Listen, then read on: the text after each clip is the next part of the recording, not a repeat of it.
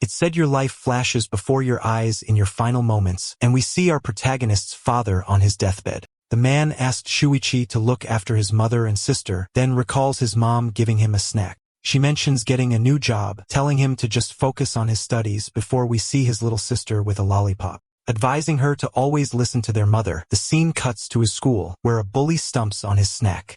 The bully then questions why the young man dared to show up at school while his friends restrain a girl. Next, the aggressor screams at our protagonist, telling him he's far too weak to play the hero. The girl he tried to shield tells him he shouldn't have injured the bullies and to just watch out for himself. In that moment of distraction, a speeding truck barrels toward him, its horn blaring loudly. The young man is completely frozen, unable to process what's happening as the vehicle draws nearer. A moment later, his umbrella is swept away, and he wonders if this is truly how he's meant to go. Lying on the ground in a pool of red, the boy realizes his end has truly arrived. Before departing, he thinks of his mother and his sister Azusa, just as a strange light begins to envelop him. He laments his inability to protect them as the blue light links him to a couple on the street. With tears welling in his eyes, the boy is consumed by regret for having been so powerless in his life. He then swears that in another life he will protect those he loves with his own two hands. His consciousness journeys to another world, where he is reborn on the magical continent of Arcanus. There, we find a crowd gathered for an event, as a man announces the start of the annual divine blessing. He explains that children under the age of 6 must offer their most precious items to the gods. In return, a divine messenger will be sent to sense the child's hidden magical element and grant them an opportunity. A small boy then asks his mother if he can offer his candy, but she insists it must be something of value. To illustrate the point, we see a box holding 2 incredibly expensive and radiant blue jewels. A noblewoman named Lady Blank boasts that the more valuable the offering, the higher the chance of being blessed. Meanwhile, 2 men discuss the Ryan family, who apparently spent their entire fortune just for this blessing. At that moment, a noble family starts walking toward the altar with firm, confident strides. It's the Ryan family, and onlookers murmur that it would be tragic if they weren't blessed after everything. The head of the family, Halt Ryan, thinks to himself that he has placed a massive wager on his bloodline's future. He believes his children, Laika and Luis Ryan, are the brightest and will surely receive a high-level blessing. The priest leading the ceremony calls for the next on the list to present themselves before the crowd. Little Julia Ryan is called, and she walks timidly towards the altar to make her offering. With that, the little girl offers a small golden crown as her most precious possession to the deities. Immediately, a large blue magic circle flares to life on the floor, glowing with stunning intensity. Beams of energy start erupting from the circle, and everyone is astonished by the power being unleashed. Someone in the crowd wonders if this could be the legendary blessing of Kahai, the mighty god of thunder. To everyone's shock, the blessing is level 7, a feat unseen for at least 12 years. Her family erupts in celebration, feeling that with such incredible talent, they have truly been chosen by the gods. The magical energy then begins to slowly fade as the little girl remains in the center of the circle. After all the light vanishes, little Julia is left bewildered, not quite understanding what just transpired. People comment that her offering was the crown of thunder, but that item wouldn't cost an entire fortune. A man points out that there is still one child remaining, and the true legendary treasure will be offered by him. The father then turns to his son, Lucas, telling him it's his turn, and the boy nods with a confident smile. A servant hands a box to Lucas, asking him to accept the offering held within. Upon opening the box, everyone recoils from the demonic energy radiating from the sword inside. As the boy holds the sword, the spirit of Volcano, the progenitor of magic and god of fire, materializes behind him. His little sister encourages him, telling him to give it his all and secure a powerful blessing. The priest watches the boy approach the altar, musing on his bravery for offering something so valuable. From this, he understands that the head of the Ryan family is truly betting everything on this boy. The boy places the sword upon the altar, and a fiery magic circle manifests with devastating force. Outside, the sky abruptly changes color, the clouds shifting to a menacing reddish tone. The boy's father is dumbfounded, wondering if this could possibly be the legendary level 9 blessing. Inside the hall, the torches illuminating the room begin to burn with an unnatural intensity. An instant later, a colossal wave of fire erupts from the altar, surging toward the terrified crowd. Amid all the heat, young Lucas appears drowsy, as if completely unaware of his surroundings. The demonic sword starts to float in the air, and the boy stares at it, utterly mesmerized. He then notices a small flame flickering in his hand and is confused, not understanding what it is. Suddenly, flame erupts, engulfing his entire arm and sending the young man into a panic. The reflection of the inferno in his eyes reveals the intensity of the power about to be unleashed. In a flash, the boy's entire body is consumed by the flames, and he begins to scream in agony. He is completely swallowed by fire as the cursed sword floats certainly above him. From within the flames, strange orbs of fire begin to form and drip onto the floor. Following this bizarre event, the sky outside returns to normal as if nothing had happened. The boy's father asks if the blessing is over and where the divine spirit has gone, his family looking on with concern. His little sister then points toward the altar, urging everyone to look in that direction. Suddenly, a body plummets from the sky, wreathed in blue flames and gray smoke. At that moment, the little girl's lollipop hits the ground and shatters into pieces. Lying on the floor, the boy appears confused and frightened with no understanding of what happened to him. Seeing her brother in such a state, little Julia begins to sob desperately. Everyone rushes towards him, shouting his name and his family's name in utter despair. His parents kneel at his side, pleading for him to wake up while wondering how this could have occurred. The priest then declares with a sullen expression that the god of fire has utterly rejected the boy. He explains that Lucas Ryan has been abandoned by the progenitor of magic and will receive no blessing. At this moment, we witness the soul of our protagonist from another world entering young Lucas's body. Meanwhile, in the realm of the fire god, Volcano is seething over what just transpired. He rages that the Ryan family dared to offer the very power that nearly ended his existence. The fire god reveals that the blade still carries the scar from when it struck him, a transgression he will never forgive. A small fire spirit then appears puffing out smoke as if to mock the situation.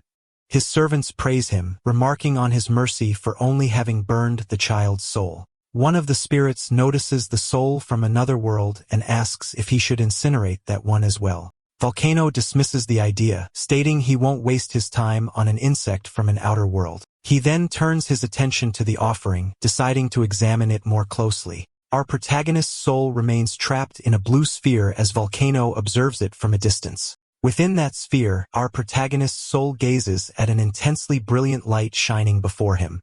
The scene then shifts to the heavenly spring realm of a martial god where a powerful figure levitates. This is the martial god, his eyes glowing with a golden energy that signifies his immense power. With a grim expression, the man appears to be steeling himself for a great conflict. His feet radiate with the same energy as he begins to stride across an invisible surface in the air. With that, he surges forward and shatters a dimensional barrier, which splinters like glass. The martial god seems resolved to overcome any obstacle that stands in his way. Using only the force of his steps, he continues to break the barriers separating dimensions. Each stride, he takes tears apart the space before him, forging a path into the unknown.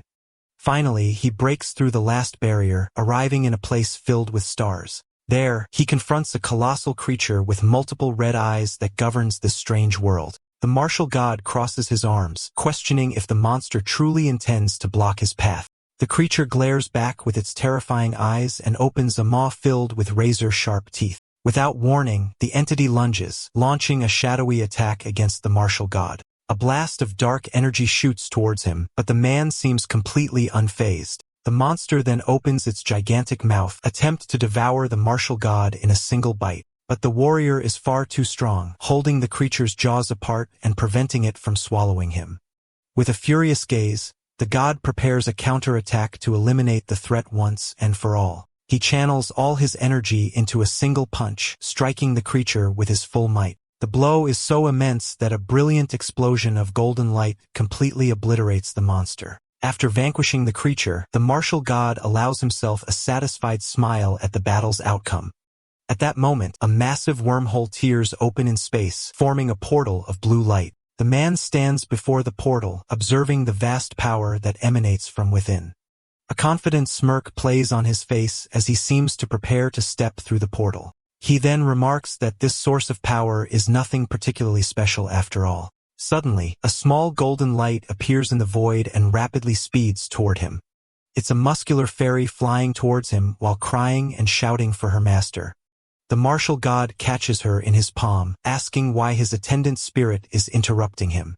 He then senses a strange disturbance and realizes his old partner, Rec D, has just been destroyed. The warrior wonders what in the world could be happening on the continent of Arcanus for this to occur. He recalls that 1,000 years ago, martial arts were superior to magic, yet now volcano is worship. The fairy retorts that if he weren't so obsessed with martial arts, that pathetic god would never have risen to power. The man replies that regardless, spreading the way of martial arts is a heavy burden to bear. A small flame appears, and he admits he has no interest in developing it, but he has a duty. He feels compelled to pass on his knowledge so that the martial arts will not vanish. For that reason, he states that a small being like himself must remain ever devoted to training. He then turns and begins walking toward an intensely bright white light. His consciousness condenses into a tiny point of light journeying through the void of deep space. Suddenly, our protagonist who is unconscious hears a voice and wonders if he somehow survived. He then opens his eyes to find himself in a completely new situation, unable to grasp what is happening. In his mind's eye, our protagonist sees himself surrounded by the martial god's numerous muscular faces. Wearing a headband, the young man is completely bewildered, failing to understand any of it. The entity introduces himself as Mars, the martial god, and declares he will grant him a divine blessing. Abruptly, Lucas awakens in a bed, questioning if the whole experience was just a bizarre dream. Just then, the muscular fairies materialize, flying about and excitedly chanting the martial god's name. The boy is stunned when the entity announces he will bestow upon him the blessing of the martial god. Immediately after, a beam of golden light strikes him, leaving the young man completely paralyzed. He receives the level 9 martial god's blessing, and the limits on his martial arts training are removed. Sitting up in bed, he wonders what that was all about and what martial god level 9 even mean. Moreover, he is shocked by the memory of how incredibly muscular that god's spirits were. The young man is baffled, wondering what is going on since he should have perished. He recalls the truck accident and cannot comprehend why he is still alive after everything that happened. With wide eyes, he begins to connect the dots and understand his new reality. Suddenly, a torrent of memories from the original Lucas Ryan floods his mind all at once. The young man breaks into a nervous laugh, wondering if the gods are merely playing a cruel joke on him. He realizes he has been reborn into a world of magic as a boy forsaken by the gods. He thinks about his mother and sister, realizing they will now live on his insurance payout.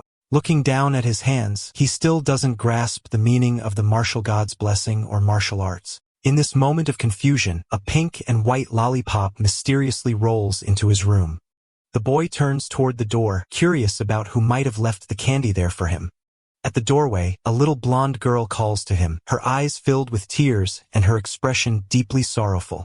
We get a close-up of her face as tears stream down her cheeks while she sobs uncontrollably. She then dashes forward and leaps onto the protagonist, who embraces her. She cries out that he's finally awake. The little girl explains that she overheard people saying he would never wake up, which made her incredibly worried. With a comforting smile, the young man reassures her that everything is fine, thinking to himself this must be his new sister, Julia. He then remembers his former sister, Azusa, and imagines the depth of her sadness at his passing. Because of this, he vows to protect the precious people in this new life, counting on the martial god to help them. Outside, the sun shines brightly on a pot of yellow flowers, symbolizing a new dawn of hope. The scene then cuts to an altar where a grand and imposing statue of an angel stands prominently. The statue appears calm and serene, but suddenly a strange aura begins to permeate the area. A dark liquid starts to trickle from the statue's eyes, resembling tears of blood. Soon after, the entire statue is coated in this substance and a malevolent figure materializes. A mysterious woman declares that the presence of that detestable man has finally vanished from the world. She then muses on whether he has passed on or simply abandoned this world for good. With a snake emblem on her chest, the woman laments that she now has very little power remaining. Her dark hair drifts in the air as she appears to be slowly recovering from her wounds. With a sinister smile, she proclaims that without him in her way, this world will soon be entirely hers. The story then advances 9 years, showing us the opulent mansion of the noble Ryan family.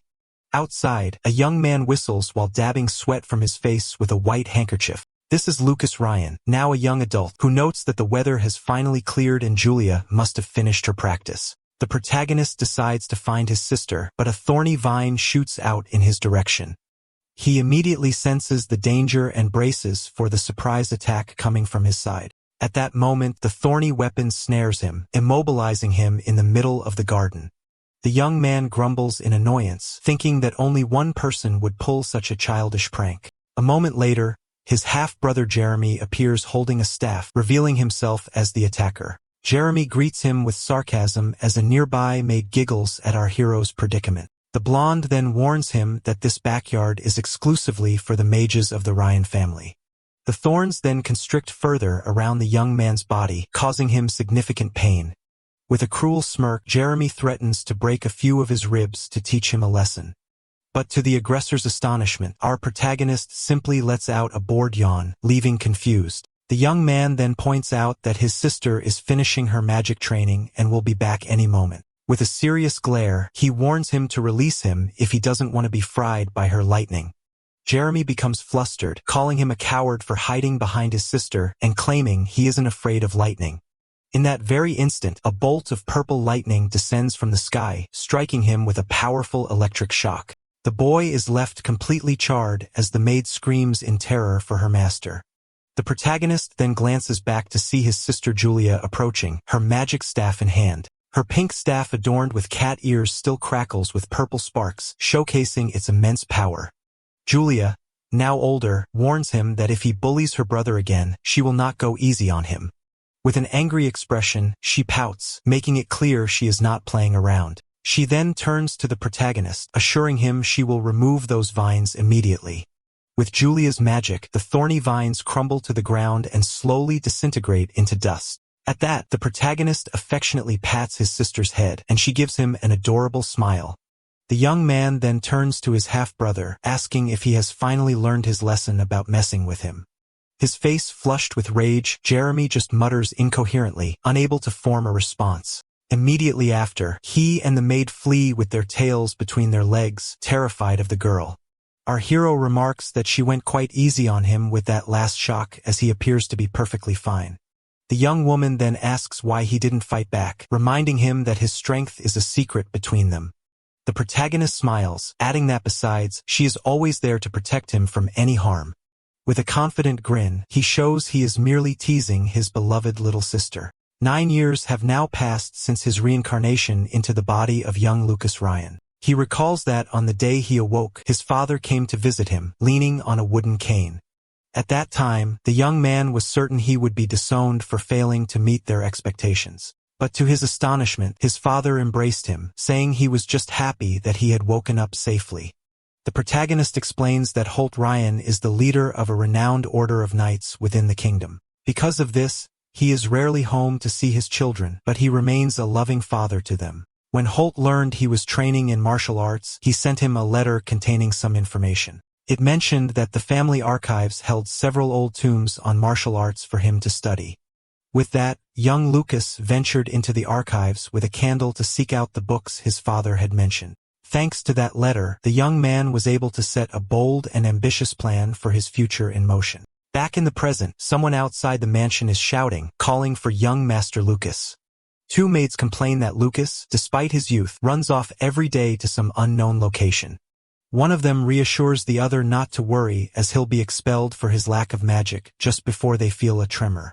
They wonder if someone is practicing earth magic oblivious to its true source. The scene cuts to the protagonist who is training by punching a solid stone wall with immense force. We then see young Lucas inside a cave he personally excavated to train in secret. He reveals that the hideout is located directly beneath his room and that he built it with his own hands. The young man explains that he spent 6 months digging out the space, dividing it into 4 distinct areas. A study area, storage space, a training ground, and a makeshift bathroom with an inexpensive tub.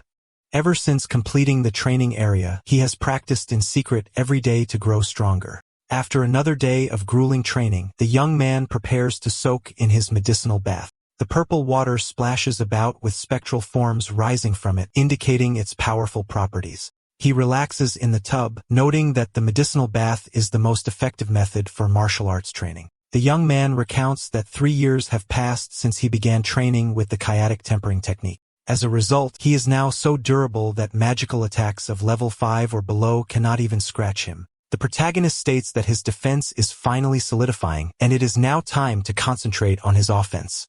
He then retrieves his katana, preparing to test his skills against a training dummy.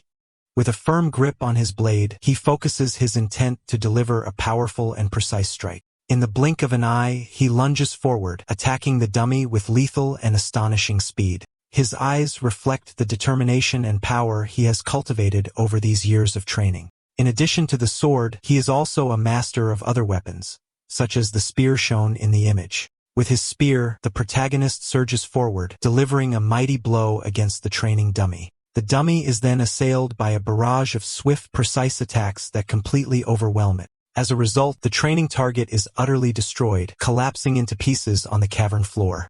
He reaches level 4 in his technique and decides to spend some time training his fists.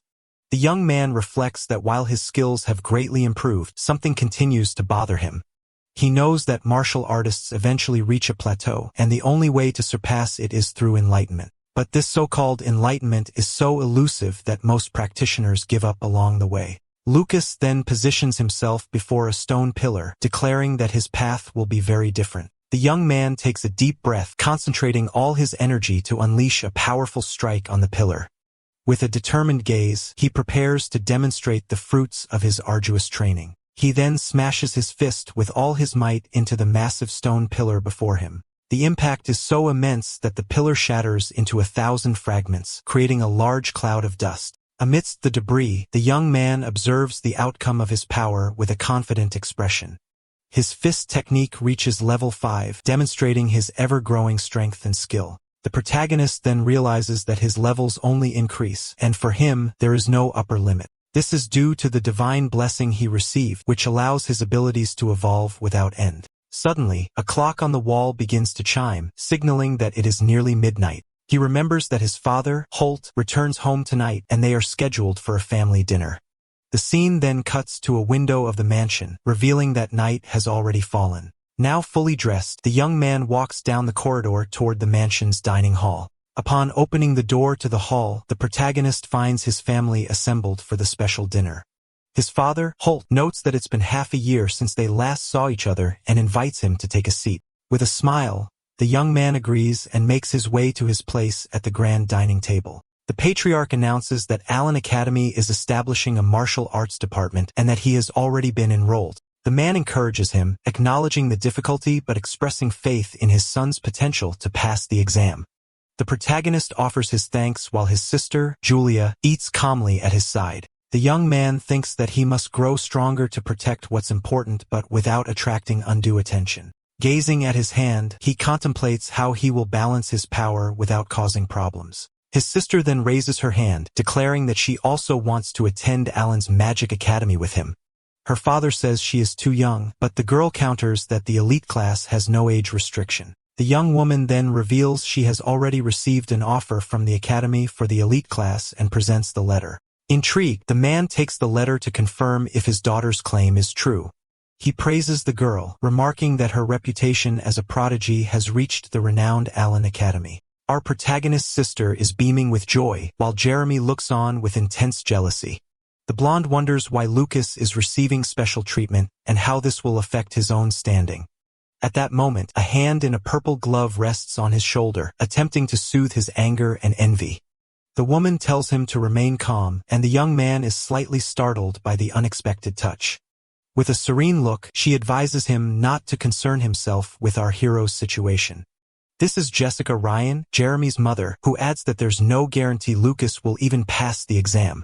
A malicious smile plays on her lips, suggesting she is plotting something against the protagonist. A week later, the day of their departure arrives, and the family gathers at the gate to say their goodbyes.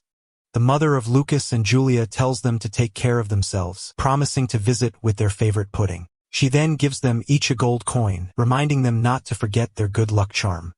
The coin belongs to the Buon dynasty, which unified the world approximately 10,000 years ago. Their father explains that the coin features the first emperor, Mars, on the front and his weapon on the back. The protagonist immediately recognizes the face of Mars as the muscular spirit who had blessed him. His parents urge him to keep the coin on him at all times as a charm for good fortune. The young man feels incredibly fortunate to have had a wonderful family in both his past life and this one. With that, the two siblings bid farewell to their family and embark on their journey to the academy. A few hours later, the coachman announces that the sun is setting and they will make camp for the night. Night descends and a full moon illuminates the clearing where the group has decided to spend the night safely. The coachman, Forden, states that if they leave early, they will arrive in Daku, the academy's location, the following day. Julia grows excited at the news and asks if there is anything interesting to do in the city of Daku. Forden replies that the city is renowned for its annual magical dodgeball tournament held in the spring. He also mentions that the area is a foodie's paradise, boasting many delicious local cuisines. The girl's mouth begins to water, and her brother teases her, pointing out that she's even drooling. Suddenly, the protagonist senses something amiss in the air, and his expression turns serious and alert.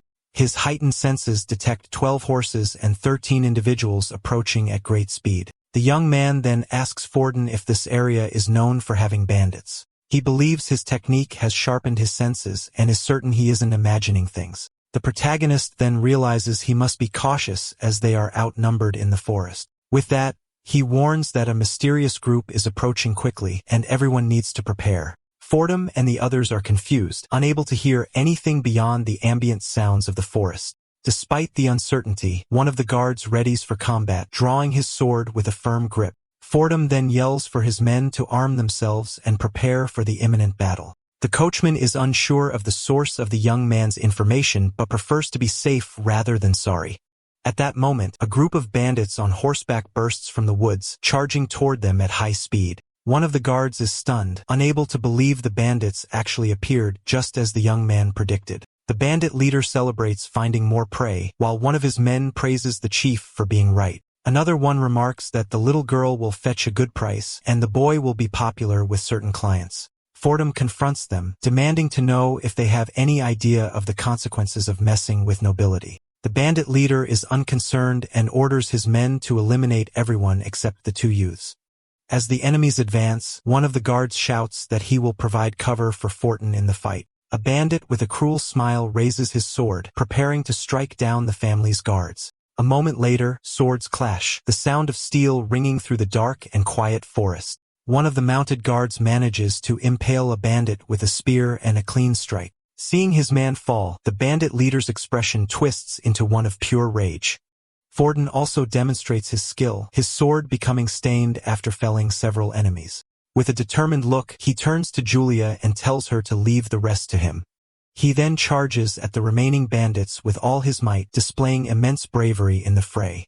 Forden urges the young master to take Julia and flee as quickly as possible to ensure their safety.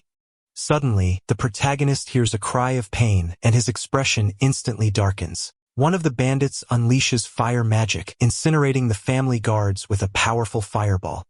The bandit leader reveals himself to be a mage, and Forden is horrified to see fire magic in action. The coachman then screams for the two youths to run into the forest while he creates a diversion. But in a moment of carelessness, Forden is struck by a decisive blow, and crimson liquid erupts. Seeing his friend wounded, our protagonist cries out Forden's name in utter despair. Surrounded by bandits, the injured coachman kneels on the ground, his strength to fight completely gone. The bandit leader then threatens him, vowing to burn him for having taken out his comrade. Even injured Forden pushes himself to his feet, swearing to protect the young masters even if it costs him his life. Lucas knows Forden is outmatched and decides he can no longer conceal his true power if he is to protect him. He remembers the coachman's kindness and realizes he has become like family to him. With a clenched fist, the young man tells his sister to hide as the situation has grown far too dangerous. He then declares with a determined gaze that he is joining the battle to aid his friend, Forden. The girl nods in understanding, pleading with her brother to be extremely careful during the fight. With that, the protagonist sprints towards the battlefield to save his friend. Meanwhile, Forden is being assaulted by multiple bandits at once and cries out in agony. Completely exhausted and wounded, the coachman collapses to his knees, unable to fight any longer. The bandit leader then raises his sword, preparing to deliver the final blow to the unfortunate man. Forden looks up with an expression of despair, accepting that his end has finally come. But before the final strike lands, a mysterious shadow intervenes, blocking the attack and saving the coachman. The bandits are stunned by the interruption, wondering what just appeared before them. Next, projectiles of golden light streak through the air, striking the bandits with deadly accuracy. Each shot hits the enemies squarely in their vital points, felling them instantly. With that, the remaining henchmen are defeated in a flash by these mysterious light-based attacks. The camera then reveals our protagonist's hand glowing with a radiant golden energy. He remarks that training was a good idea as dealing with weak bandits is incredibly easy. The bandit leader becomes enraged upon seeing his men defeated and demands to know who is responsible. With sweat pouring down his face, he realizes all his companions were taken down in an instant. He then raises his magic staff, deciding to unleash all his fury on the poor coachman. With that, an enormous fireball is launched toward Forden, intended to finish him off for good. With no strength to evade, the coachman accepts his fate, finding peace in the knowledge that the youths will survive. A smile on his face, he thanks the heavens for the opportunity to have protected the two of them. But our hero materializes in front of Forden, extending a hand to intercept the fireball.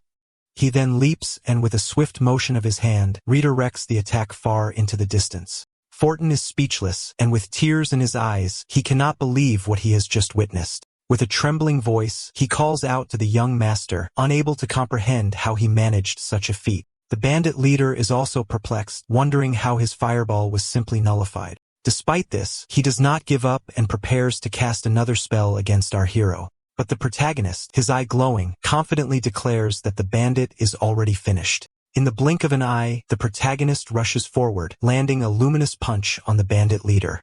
The blow is so powerful that the man is sent flying, and a shockwave ripples through the area. Forden is aghast at the scene, asking the young master how he was able to do that. With a victorious grin, the young man replies that he seems to have a natural gift for martial arts. The coachman begins to weep with emotion, witnessing how incredibly strong the young master has become. Suddenly, he senses something strange, and both of them become alert to a new threat. Amidst the smoke and dust, a dark and sinister presence begins to take form. A skeletal creature with razor-sharp claws and a purple aura arises from the bandit's ashes. Its grotesque skull and glowing eyes reveal it to be a creature of pure malevolence. With a horrifying roar, the monster bares its sharp teeth and prepares to strike. The creature shrieks that it will destroy them both, glaring with eyes full of hatred and fury. The monster repeats its threat, rating itself to launch a deadly assault against them. Our protagonist remains on high alert, realizing he must deal with this creature as swiftly as possible. He decides he cannot allow Julia to see the monster and must eliminate it on his own. The creature then lashes out with its sharp claws, attempting to tear the young man to shreds. But the young man is quicker, deftly dodging the blow by leaping over the creature. He then descends with a powerful punch of light aimed directly at the monster's head. The protagonist watches the blow connect, hoping it was enough to defeat the creature. His hand glowing with a purple energy, he prepares for a potential counterattack. But suddenly, a wave of dark red energy surges toward him with immense force. All at once, dark chains shoot up from the ground, ensnaring the bodies of the fallen bandits. The creature then absorbs the corpses, transforming into an even more grotesque and powerful monster. On its forehead, a purple symbol depicting a snake glows intensely, revealing the source of its power. Our protagonist then wonders that symbol is what is controlling the undead. The monster licks its lips with a purple tongue, preparing to unleash its full might on the young man. With numerous arms and legs, the creature scuttles bizarrely toward our hero. The young man concludes that if his standard attacks are ineffective, he must resort to a new technique. Concentrating his energy into his hands, he unleashes a rapid volley of light-based strikes against the monster. The attack hits the symbol on the creature's forehead directly, causing a brilliant explosion of light. The protagonist prepares to use one of his most powerful techniques to end the monster for good. With the explosive aura palm, he strikes the symbol with all of his accumulated power. The blow is so immense that a massive beam of golden light completely pierces the creature. The purple symbol is hit squarely and begins to fracture under the force of the attack. A moment later, the mark shatters into 1,000 pieces, and the monster starts to disintegrate. With the creature vanquished, the young man watches its silhouette dissolve into ash in the wind. Exhausted after the intense battle, the protagonist sits on the ground to regain his strength. He lets out a sigh of relief, thankful he was able to defeat the monster and protect everyone. His sister Julia then rushes to his side to check if he's okay after the difficult fight. She leaps into his arms, congratulating him for defeating all the bandits by himself. Fortin, who had watched everything from afar, is left completely stunned, unable to process what happened. Suddenly, the protagonist senses another presence approaching and looks toward the forest on high alert. A horse whinnies, and the young man realizes their group wasn't the only one attacked by the bandits. A young woman with white hair appears on horseback, her face etched with desperation. She is bound and gagged, and our hero is taken aback to see her in such a state. In a dark chamber, we see numerous bodies hanging upside down, their appearance ghastly. A creature with sharp fangs greedily licks the red liquid that drips from them. It's the same woman from the altar, and she discovers that subject number 44 has been eliminated by someone. She decides that restoring her power is the top priority and steps into a dark, mysterious pool. The night wears on, and a waning moon shines down from the starry sky upon the group's camp. Back at the camp, Julia learns that the white-haired girl's name is Mayarasta. Lucas finds the name familiar but cannot recall where he might heard it before. The rescued young woman remarks that his family name also sounds familiar to her. Fortin then explains that both families are noble houses residing near the city of Deity. Julia then wonders how the girl ended up being attacked by those bandits in the forest. With tears in her eyes, the young woman begins to recount the tragic events that led her there. She remembers the bandit leader's laughter as he brutally assaulted her carriage. Her guards were overcome one by the bandit mage's flames with no way to defend themselves. Her lady-in-waiting tried to protect her but was captured and carried off by the bandits on horseback. The white-haired girl recalls her friend's desperation amidst the inferno.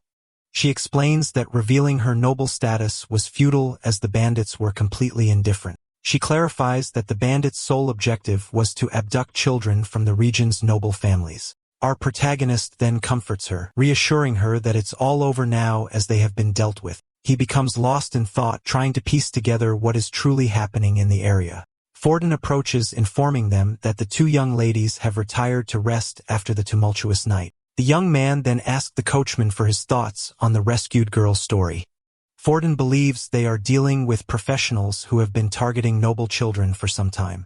The young man muses that bandits wielding magic and the power to control the dead is highly unusual. The coachman's expression turns grave as he considers the implications of that night's events. He concludes that a terrifying demon must be orchestrating everything, controlling these puppets from the shadows.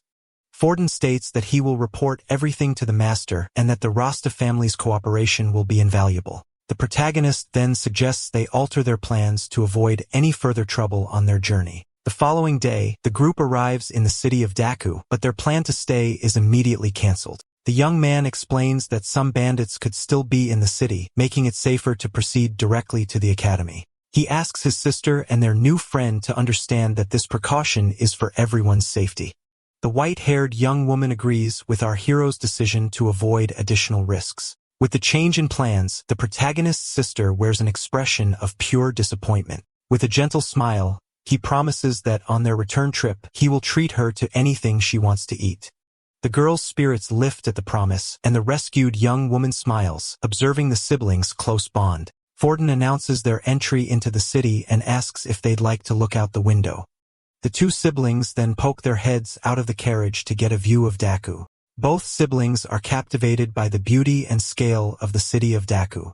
The city is bustling with life as people throw on the streets and merchants peddle their wares. We see a father carrying his son on his shoulders as they wander through the lively city. The white-haired young woman smiles, commenting on how vibrant and energetic the place is. Lucas and Julia use the opportunity to chat and enjoy the moment with their new friend. The protagonist reflects that the city's atmosphere strongly reminds him of his past life. The wooden architecture and cobblestone streets lend the city a unique and special charm. Suddenly, bizarre clown doll startles the two girls, who let out a scream of fear. But our hero quickly buys an assortment of sweets and pastries to soothe their nerves and lift everyone's spirits. The white-haired young woman offers a donut to Julia, who eats it with great delight. With a satisfied smile, the young man watches the two girls happily enjoy their treats. The carriage then continues its journey through the city streets, heading toward the Magic Academy. Forden stops in front of a massive gate, informing them that this is as far as he can take them. The protagonist reassures him, promising to protect his sister Julia from any harm. The girl then embraces him, declaring that she will also protect him with all her strength and magic. With a smile, the young man pats his sister's head, saying he's counting on her. Forden is moved by the scene, realizing the depth of the siblings' love and devotion to each other. The rescued young woman finds it curious that he would allow his younger sister to protect him in such a way. The coachman then bids them farewell, watching as the three youths walk off toward the academy. The white-haired girl thinks about how kind they are and points toward the academy just ahead. The protagonist smiles, reflecting on his good fortune in meeting these two on his journey. The white-haired girl is also happy, blushing as she thinks about how much they've helped her. Suddenly, the young man remembers something, and Ford materializes beside him to clarify the situation. The coachman reveals that the young woman, Maya, was once our protagonist's fiancée when they were children. However, after the divine ritual, the engagement was dissolved because he lacked any magical talent. Allen Magic Academy is one of the three most prestigious schools in the Karmana Empire located in Daku. Freshmen undergo an examination 1 year after enrolling to be sorted into various departments. There are also exceptions for extraordinary students who may graduate earlier than their peers. Any student who passes the certification exam can graduate without completing the full 6 years. The two siblings then observe the other students preparing for the admission exam. Julia feels a pang of sadness, wishing she could take the exam alongside her newly made friend. The young man explains that she has already completed her exam and is now safely with her family. He encourages her to focus on their own exam, promising they can see each other every day if they all pass. Julia's beauty draws attention, and people wonder aloud if she is also there for the exam.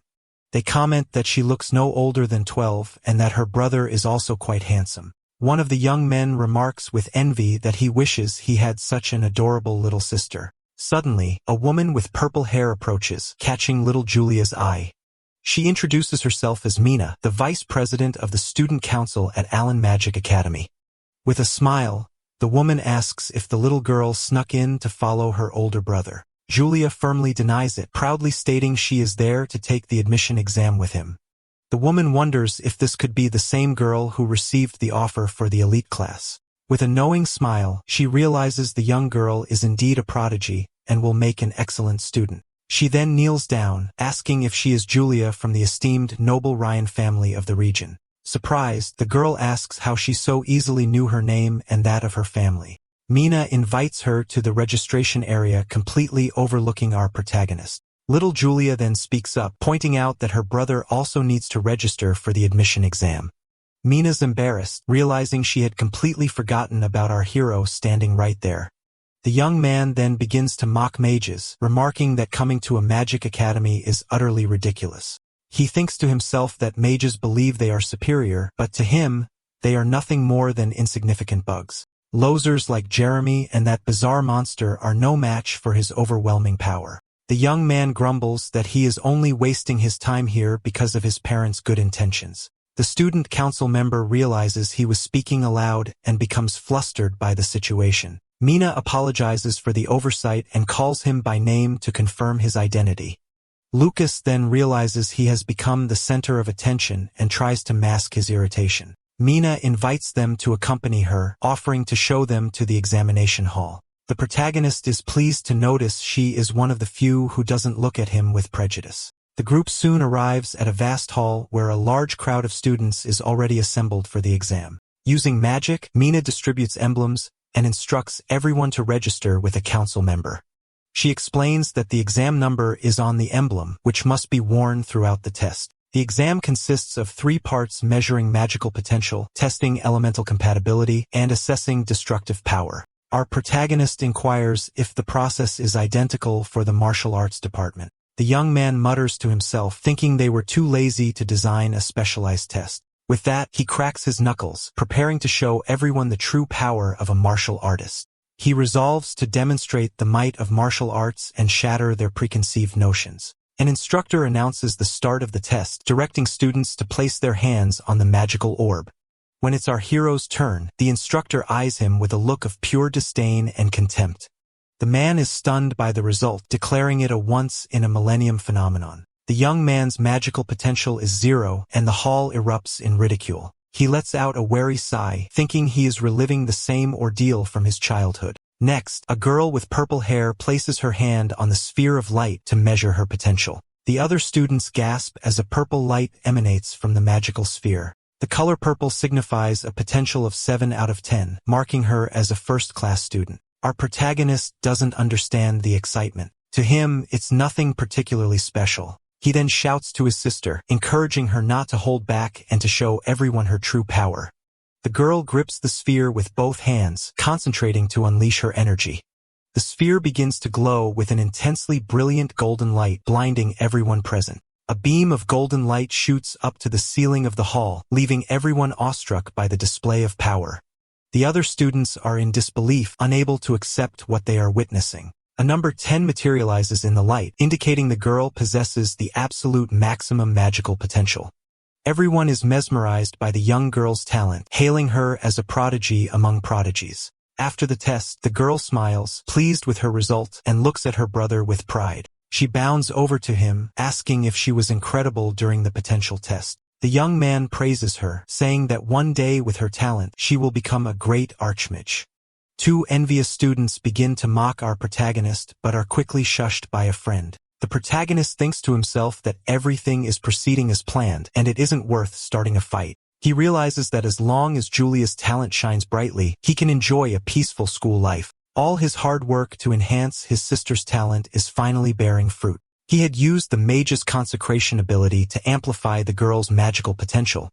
The instructor announces the second test, and the students all make their way to the spirit cabin. They enter a grand hall with a glass ceiling that bathes the entire space in light. Hand in hand, the 2 siblings walk toward the location for the next phase of the exam.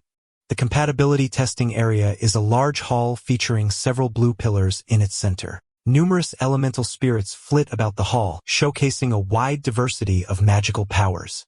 The other students are amazed by the variety of spirits present in the room. The moment little Julia enters the hall, all the spirits begin to flock and circle around her.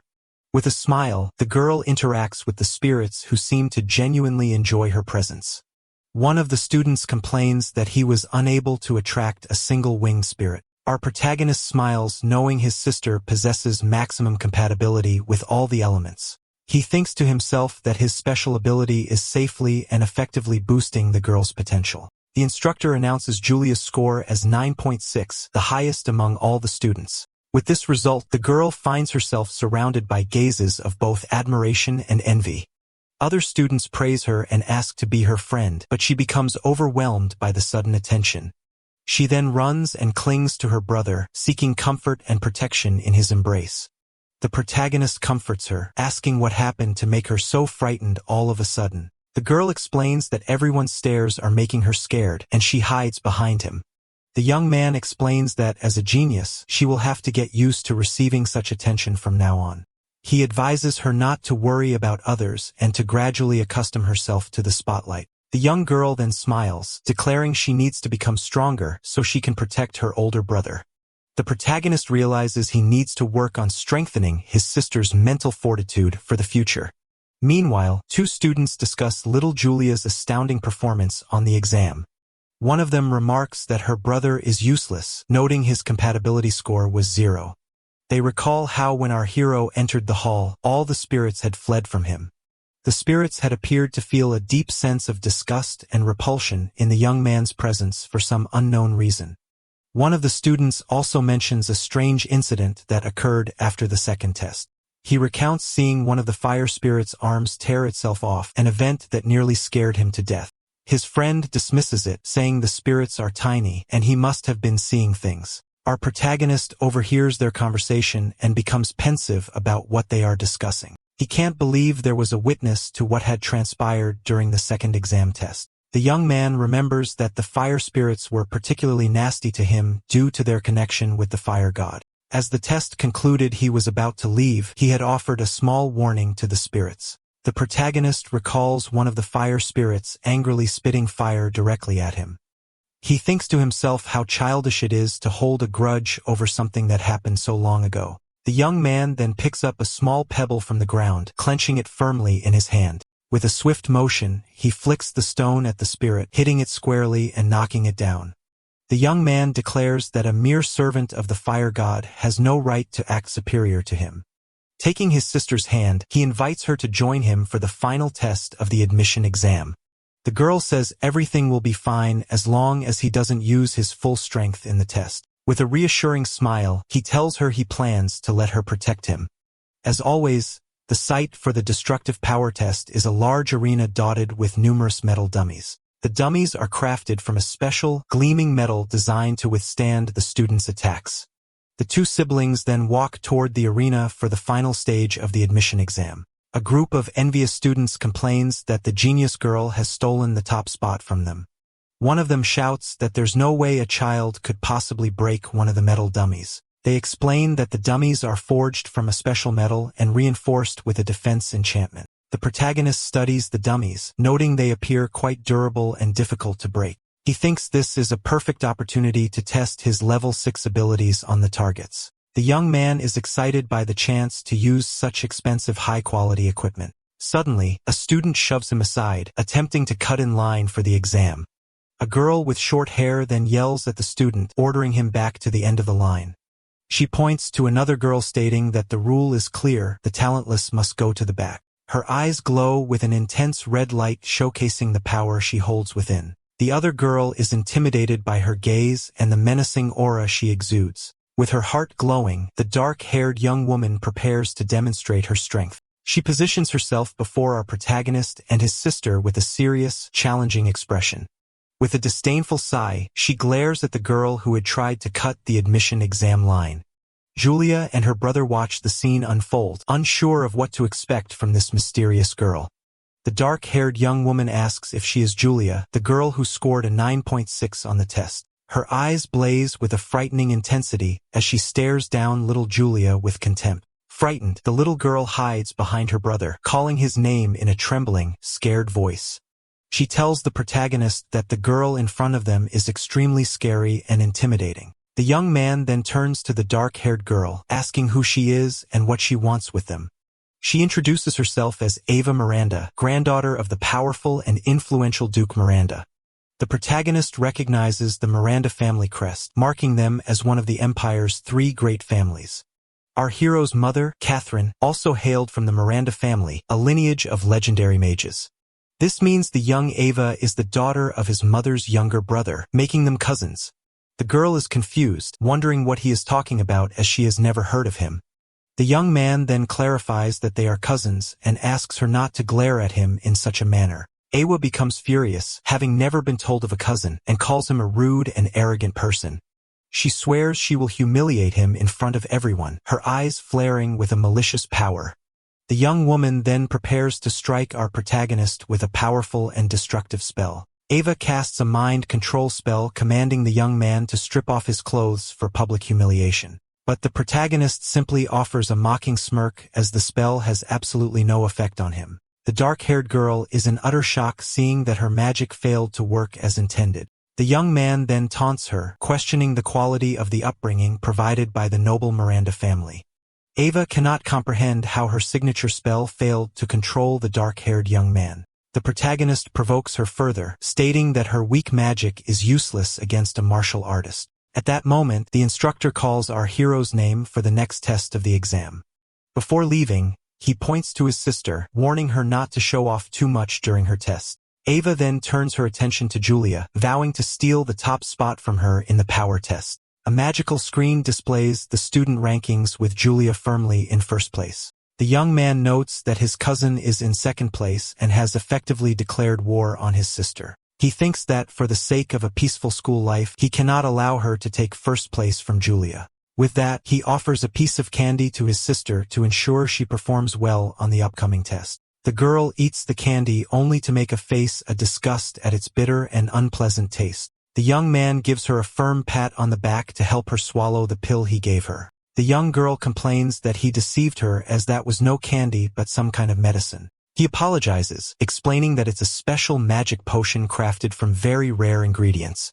The instructor calls our protagonist's name once more, and he hurries to the testing site. The young man then walks toward the metal dummy for his destructive power test. The instructor directs number 5 to strike the dummy with all his might for evaluation. The young man informs the instructor that he cannot use magic, a statement which confuses him.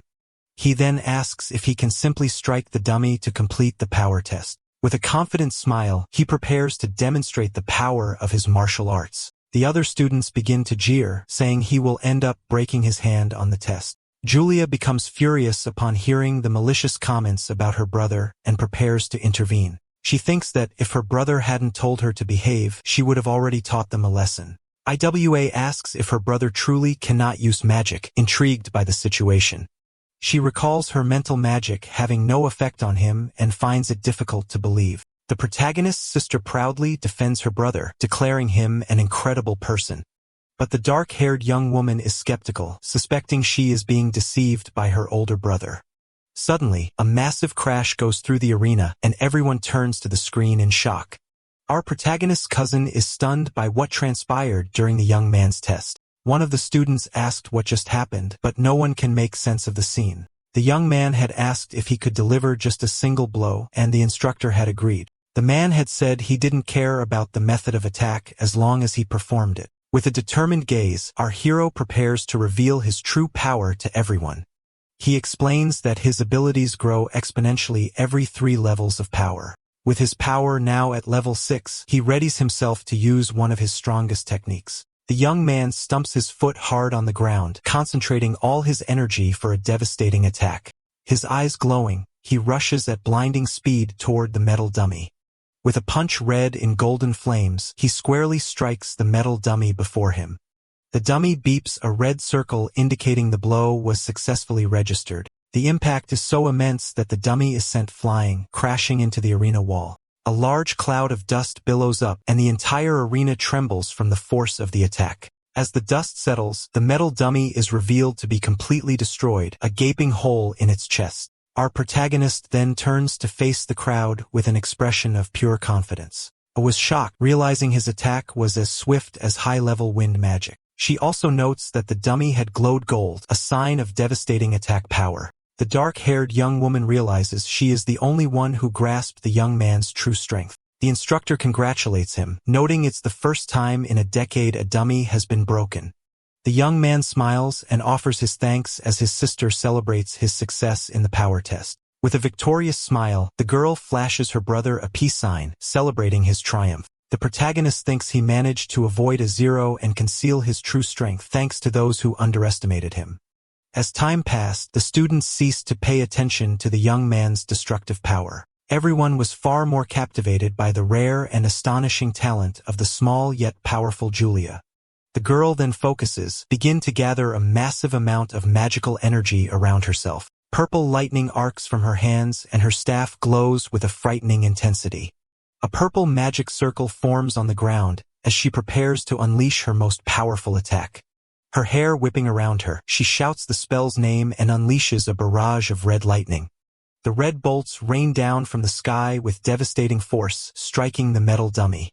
The dummy beeps red, indicating the attack was red lightning, the second most powerful type. The other students are in awe of the girl's power, praising her as an honor roll student. But after the attack, Julia slumps to the ground, and others wonder if she was shocked by her own spell. The girl is confused, not understanding how she suddenly managed to wield such immense power. The instructor announces a score of 9.5, and the dummy crackles with a few red sparks. The young girl tells her brother she was startled when the red lightning appeared out of nowhere. She explains that previously, she could only produce purple lightning even at full power. The young man scratches his nose, fending ignorance about her sudden power boost. He thinks to himself that the potion he gave her is temporarily amplifying her magical power. In this world, both mages and martial artists have their own techniques for crafting special potions. While mages brew potions, martial artists use their powers to refine elixirs. Elixirs can be directly absorbed by the body, whereas potions require a medium for consumption. Few martial artists can create the elixir of the mage's essence, which is what enhanced Julia's power. This is because the elixir refining technique must be at level 6 to be effective. Currently, only our protagonist and the Minister of Martial Arts are capable of creating this elixir. The young man thinks that if his ability were discovered, he would have a major problem on his hands. The sun shines brightly over the academy as the students await the final exam results. Two small birds chirp on a tree branch, highlighting the tranquility of the moment. Julia complains about the wait, and her brother tells her to be patient as they will be able to rest soon. Suddenly, a voice calls out to the two siblings, and they turn to see who is speaking. It's Mina from the student council waving to the two siblings with a smile. The young man asks what she's doing there, and the woman approaches them calmly. She explains she is there to post the class assignments and congratulates them on their performance. Julia is overjoyed to learn she placed first in the academy's elite class. Our protagonist praises her, saying he's counting on her for their future at the school. Mina asks if the girl has already chosen a department to join for the upcoming school year. She explains the academy has 5 special departments: earth, fire, wind, water, and a special division. Julia considers her attributes and the blessing of the wind god, deciding to join that department. The student council member becomes excited, saying she will look forward to seeing her in the wind department. The young man thinks she is already working hard to recruit new talent for her department. Mina then offers to escort the young girl to the female dormitory, and she bids her brother farewell.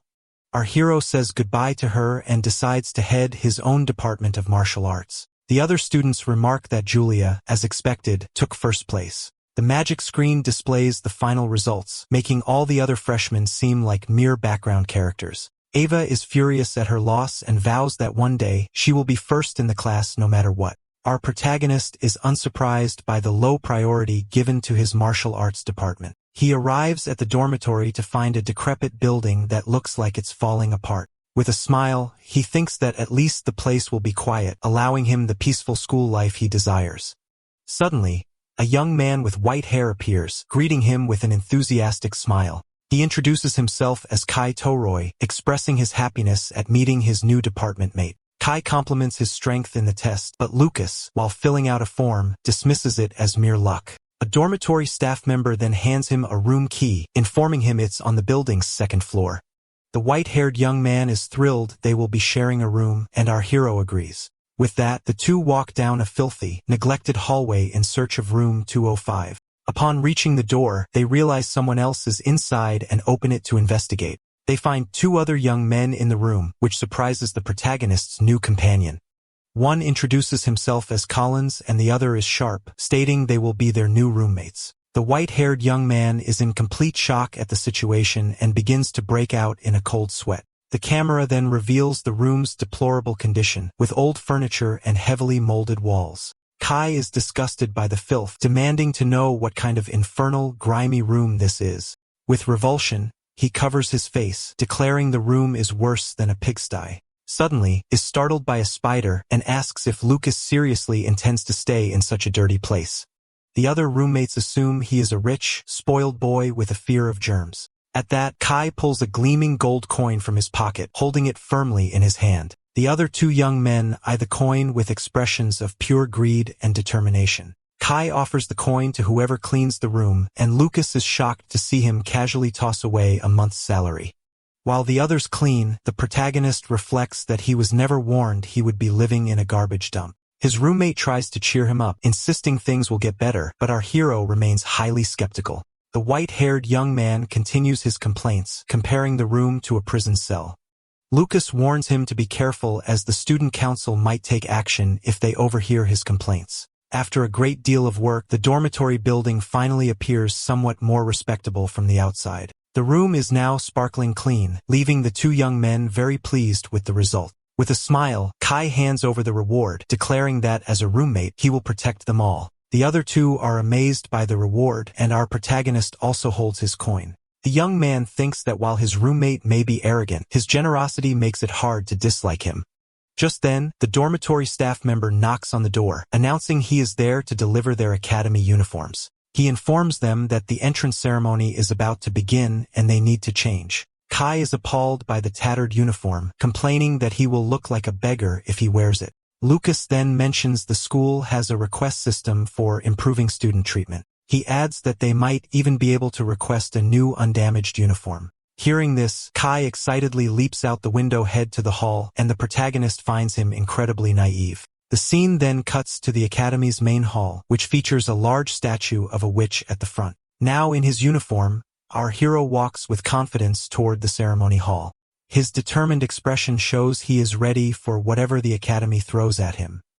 He then enters the immense hall, which is already filled with students for the entrance ceremony. His roommates find the hall luxurious, but Kai claims his own house is even more impressive. The protagonist scans the crowd for his sister, and Kai points to the front, explaining that the elites sit there. Julia is seated at the front wearing the beautiful white and gold uniform of the elite class. His roommate then informs him that their department seats are located at the very back of the hall. With a smile, Lucas says he doesn't mind, remarking that the elite uniform suits Julia perfectly.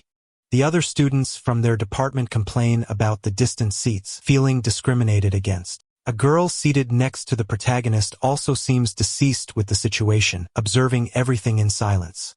Suddenly, the hall's candles ignite with a magical golden flame, capturing everyone's attention. Following this, a massive lotus flower made of fire materializes in the center of the hall in a dazzling display of power. A hand then grasped a small flower of fire demonstrating an impressive mastery of magic. Floating in the air, a young man declares that the new student should feel honored by his presence. He then introduces himself as the president of the student council and a future great mage. His name is Theodore Falamal, and he announces he will now explain the Academy's point system. The other female students are completely captivated by him, commenting on his powerful aura. They hail him as a genius for being a level 6 mage, while the protagonist simply observes. Theodore begins his speech explaining that the point system is the foundation of everything at the Academy. He states that any resource from rare books to magical beasts can be acquired using these points. However, points earned through ordinary work are minimal, yielding at most 5 per hour. For this reason, he explains it is more efficient to earn points by participating in departmental events. Our hero then understands why Mina was so friendly to them before the entrance ceremony. The president reveals that his position on the council grants him a monthly income of up to 500 points. Finally, he mentions one last method for acquiring points, but one that involves a certain degree of risk. With a sinister smile and glowing purple eyes, he reveals that the final method is monster hunting. He explains that behind the school lies a mountain range teeming with magical beasts ripe for hunting. The protagonist then clenches his fist, his interest piqued by the magical beast mountain range. The protagonist smiles, thinking that place is a training ground perfectly suited for him. A few hours later, night has fallen, and we see the dormitory from the outside, bathed in moonlight. Inside the room, our hero's roommate is sound asleep in his bed. A tranquility incense burns slowly, ensuring that everyone remains in a deep slumber. With that, the young man slips out of the dormitory, preparing to head to the magical beast mountain range. He recalls that the martial arts building is located at the back of the campus, very close to his destination. Soon, the young man arrives at a massive wall, knowing the mountain range lies just beyond it. He then crouches, gathering his strength for an impressive leap. In the blink of an eye, the martial artist soars over the wall with incredible agility. The young man clears the wall, landing softly in the forest on the other side of the campus. As soon as he lands, he is ambushed by several shadowy creatures that attack without warning, but our hero deftly dodges and leaps to attack a giant purple frog with a powerful kick. The creature is taken aback by the young martial artist's speed and strength. With a precise strike, he smashes the monster's horn with all his concentrated force. The impact is so powerful that the creature's horn shatters, causing a large explosion. Thrown to the ground, the giant frog is immobilized, defeated by our protagonist. With that, the young man removes the creature's horn, which he can exchange for points at the Academy. He then looks at the giant black, horned frog lying motionless on the dark forest floor. The young man explains that the horns are venomous and highly valuable for crafting magic potions. He needs points to acquire the legendary books the martial god used in his battles. He surveys the mountain range, realizing he needs to quickly pinpoint the monster's locations. With that, the young man activates one of his abilities, and his eye begins to glow with a golden light. Weaves of golden energy radiate through the forest, scanning the entire area for creatures. His ability soon locates a monster with a massive, drooling mouthful of sharp teeth. The creature is a level 1 giant rat with red eyes and a back covered in sharp spines. Without wasting a moment, our protagonist lunges forward, striking the creature with a powerful hand chop. With a cold gaze, the young man simply tells the creature to go to sleep, defeating it instantly. Immediately after, a level 2 bat attacks him, but he fails it with a single decisive punch. He then faces off against the level 3 magic panther, showcasing his exceptional combat prowess. A series of explosions rock the forest as the young man defeats every monster he encounters. With a smile, he celebrates having gathered a wealth of materials for both his elixirs and for points. Carrying a massive sack, he notices that the forest has become unnervingly silent for his taste. The young man then touches the ground, noting the near absence of any traces of other magical beasts. He wonders if this indicates the presence of a very powerful creature living nearby in the area. To confirm his suspicion, the young man sits down and uses his perception to sense the surrounding energy. His ability guides him down a strange path in the middle of the dark and quiet forest. The path leads him to the entrance of a dark cave from which a powerful energy emanates. From within the darkness, a giant wolf with glowing purple eyes snarls at our hero. But the protagonist is unfazed with a confident smile. He declares he has finally found his target. The creature attacks him from a distance, but he dodges, realizing it sensed him from a kilometer away.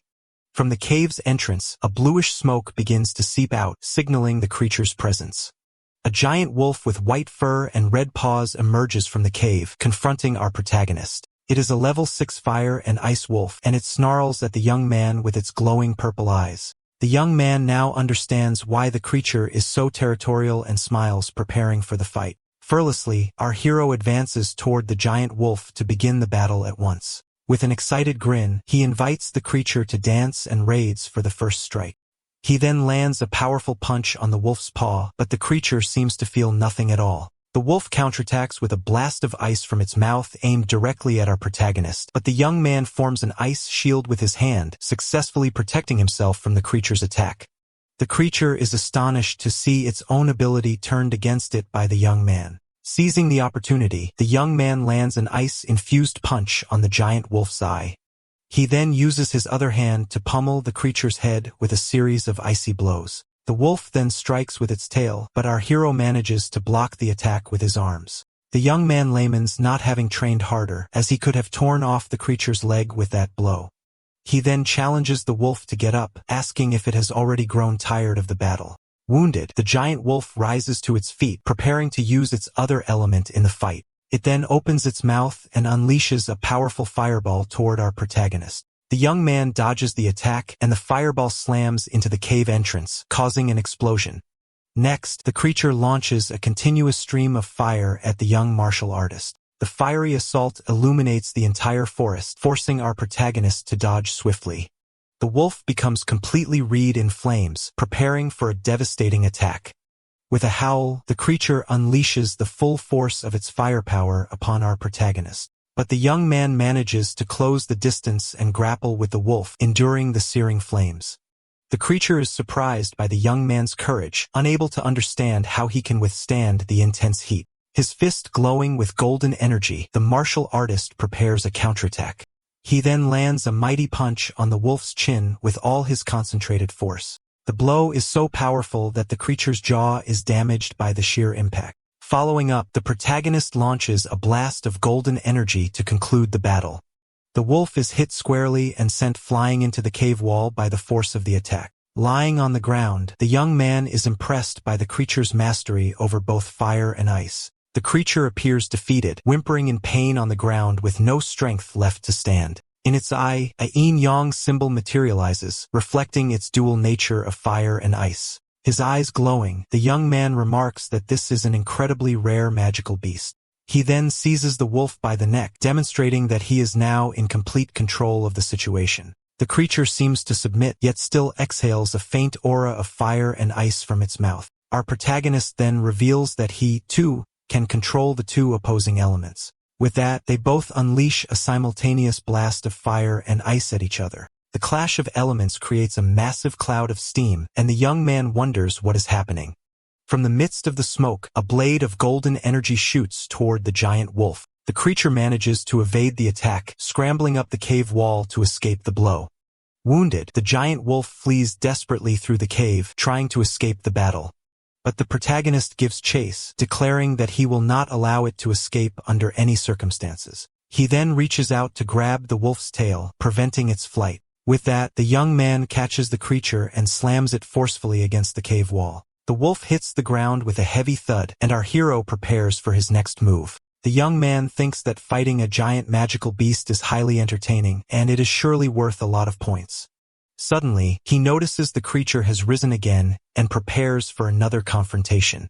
The wolf then curls into a ball of fur and hurtles toward the young man with full force. But our hero manages to dodge the attack, and the wolf crashes into the cave wall. The creature then turns and unleashes a massive blast of fire in an attempt to hit the young man. Our protagonist's sleeps evade the attack, realizing the wolf is now using shadow fire. The creature then attacks him with shadow fire from one side and ice from the other in a combined assault. But the young man dodges and descends with a powerful punch, intending to end the battle once and for all. He then channels all his energy into a single punch, preparing for the final blow. With that, a massive explosion of golden light occurs, and the cave floor begins to tremble violently.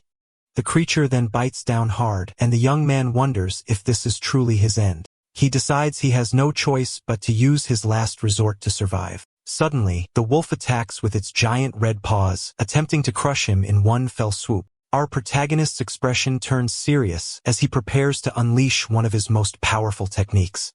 With that, the giant wolf charges toward him for the final clash between the two. The wolf then reveals two magic cores, one of fire and one of ice, to our protagonist. The young man wonders if that is a beast core and is awestruck by the sight. He recalls that some beasts are born with a core that houses all their magical power. The young man then realizes that if his blood touches the core, the creature will become his loyal servant. With a confident smile, the martial artist accepts the creature's offer, making it his subordinate. He thinks this is an unexpected windfall, noting that not even mages possess a level 6 beast. However, he remains suspicious of the wolf's behavior, as powerful beasts would never willingly submit to a human. With that, the young man cuts his finger, allowing his blood to drip onto the two magic cores. The blood then spreads across the cores, and intense light begins to illuminate the cave. The wolf then swallows both cores and kneels before its new master in a display of respect. Next, the cores fuses the creature's body, and it begins to transform. The protagonist then hears a voice in his mind, realizing it's the wolf addressing him as master. The young man is confused, unable to understand how he can hear the creature's thoughts. He realizes he can now comprehend what the creature is saying and is taken aback. The martial artist then names it all, and the wolf joyfully accepts its new name. The young man wonders if the wolf territory now belongs to him, and if there might be any hidden treasures. With an intelligent look, the creature seems to perceive its new master's thoughts. The wolf then nudges him with its snout as if in agreement with his idea. It then beckons him to follow, indicating it will show him where its treasures are hidden. Ul then leads him through the dark cave toward its secret treasure stash. As Ul guides him through the cave, the young man notices a strange odor emanating from some bats on the ceiling. The protagonist then covers his nose to block out the full smell permeating the cave's air. They arrive at Ul's treasure hoard, which contains monkey bones and even some rare precious gems. At the sight of such a vast collection of treasures, the young man's jaw drops, thinking he's found paradise. But Yule informs him that this is not its true treasure and beckons him to see what truly matters. The wolf then reveals a collection of level 3 beast cores and even 2 level 6 ones. The creature explains that it consumed all the water and fire cores it could find to become stronger. The young man realizes that Ul has defeated 2 opponents as powerful as itself and is deeply impressed. To reward it, the martial artist offers it an elixir, which the wolf consumes with great delight. After eating the elixir, the creature is suffused with a golden energy and appears to feel much better. The young man explains that it is a healing potion and instructs Ul to recover and guard the treasure for him. With that, the creature accepts its first mission, proudly declaring to leave everything to it. The protagonist then prepares for his next move with his new and powerful ally at his side. A confident smile on his face, the young man appears to be plotting something for his future at the academy. The scene then cuts to the academy's classroom building on the morning of the following day. The young man enters the classroom and takes his seat for the first lesson of the day. He yawns, mentioning he was up all night but isn't tired thanks to the sleep incense. The young man complains that Elle kept pestering him while he was trying to count his newfound treasures. A clock on the wall then begins to chime, signaling that the class is about to start. The classroom's blackboard is shown as the students await the professor's arrival. The students wonder where the professor is as he should have been waiting for them in the room. Kai grows anxious, thinking the administration forgot to assign a professor to their class. Suddenly, they hear footsteps, and a man stumbles in the room, swaying from side to side. The man then kicks a liquor bottle, complaining that he drank too much the previous night. He then slams his book onto the desk with force, startling all the students in the classroom. Our protagonist and his roommate are shocked by the new professor's dramatic entrance. The man introduces himself as Sugar, stating he's responsible for the martial arts department. The young man observes the professor intently, sensing he is no ordinary man. Shigert then writes his name on the blackboard with a piece of white chalk, his hand steady. With a yawn, he picks up his book, preparing to begin the first class of the day. Our hero's roommate is appalled by the professor's appearance and begins to sweat nervously. He cannot believe that this disabled man is their martial arts professor. Suddenly, the professor shouts, and the sheer force of his voice sends the two young men flying backward. Kai rubs his head, wondering why the professor suddenly screamed, and our hero is just as clueless. But the protagonist recognizes the professor's swift movement as that of a highly skilled individual. He concludes that Shigert must be at least a level 5 or level 6 martial artist. The professor then instructs them not to speak without his permission and begins taking attendance. He calls for Tishi, and the girl raises her hand, confirming she is present. Next, he calls for our protagonist, who also raises his hand and answers. The professor then calls for Collins, and our hero recalls having seen the girl before. Shigert announces he forgot the textbooks and appoints Tishi as the representative to go retrieve them. The girl is surprised by the appointment, wondering if he is being serious. The professor then confirms that he is indeed serious, looking at her with a determined expression. Kai stands up, arguing that the representative should be chosen fairly through competition. He then boasts about his family and skills, declaring himself the most qualified candidate for the role. But before he can finish, the professor strikes him in the forehead with a piece of chalk. His fingers glowing, Shurgat reveals that he was the one who threw the chalk at the white-haired young man.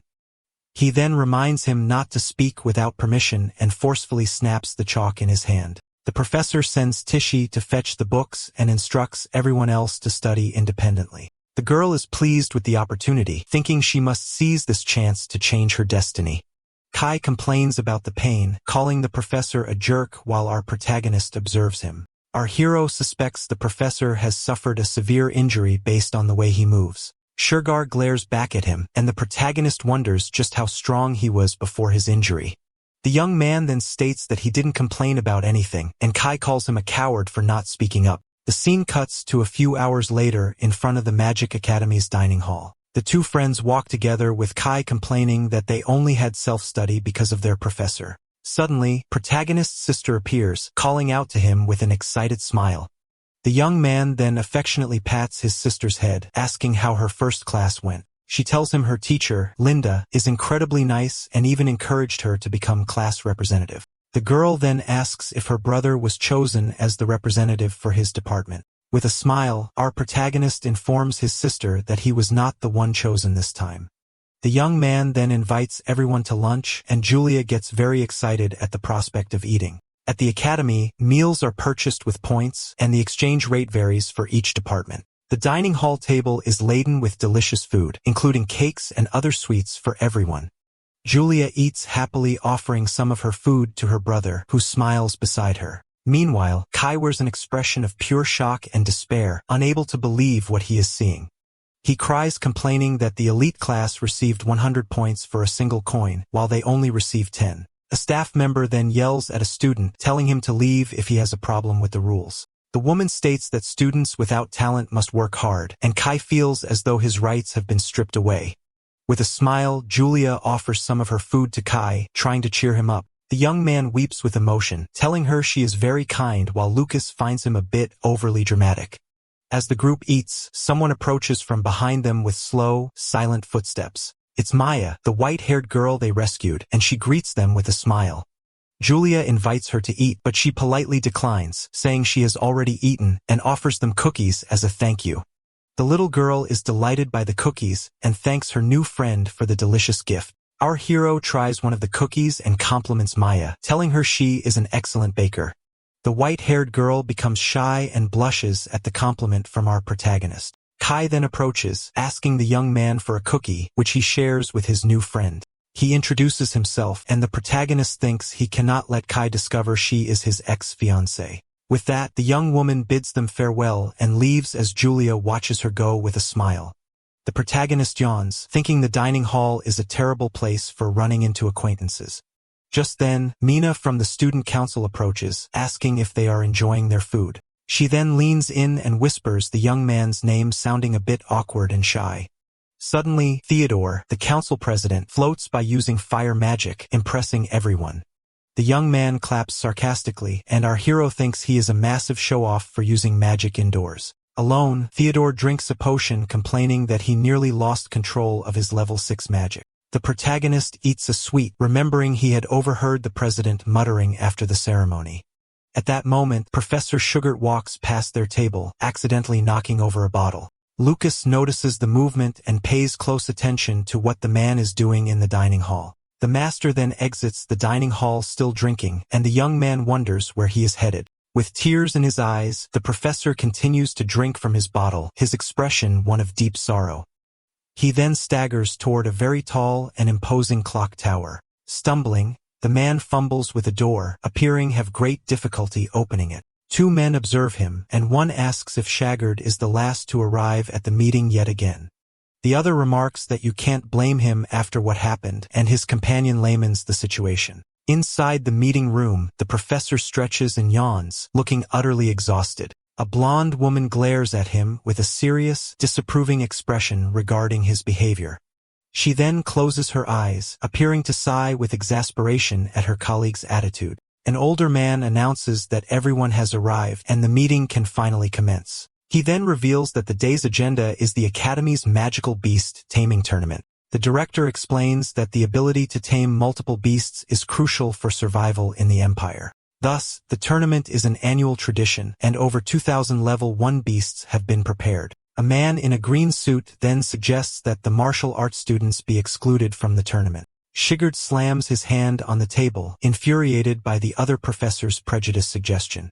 With a furious glare, the master of martial arts vehemently opposes the idea, defending his students. The blonde woman then agrees with Shigard, stating that all students must participate in the event. Other professors concur, asserting that all students should be treated with equality. The man in the green suit doesn't understand why everyone is siding with Shigard and Linda. He wonders if they still believe the martial arts professor is a level 8 powerhouse. Nevertheless, he relents, stating that the martial arts students can participate if they insist. The director then declares the matter settled. The martial arts department will participate.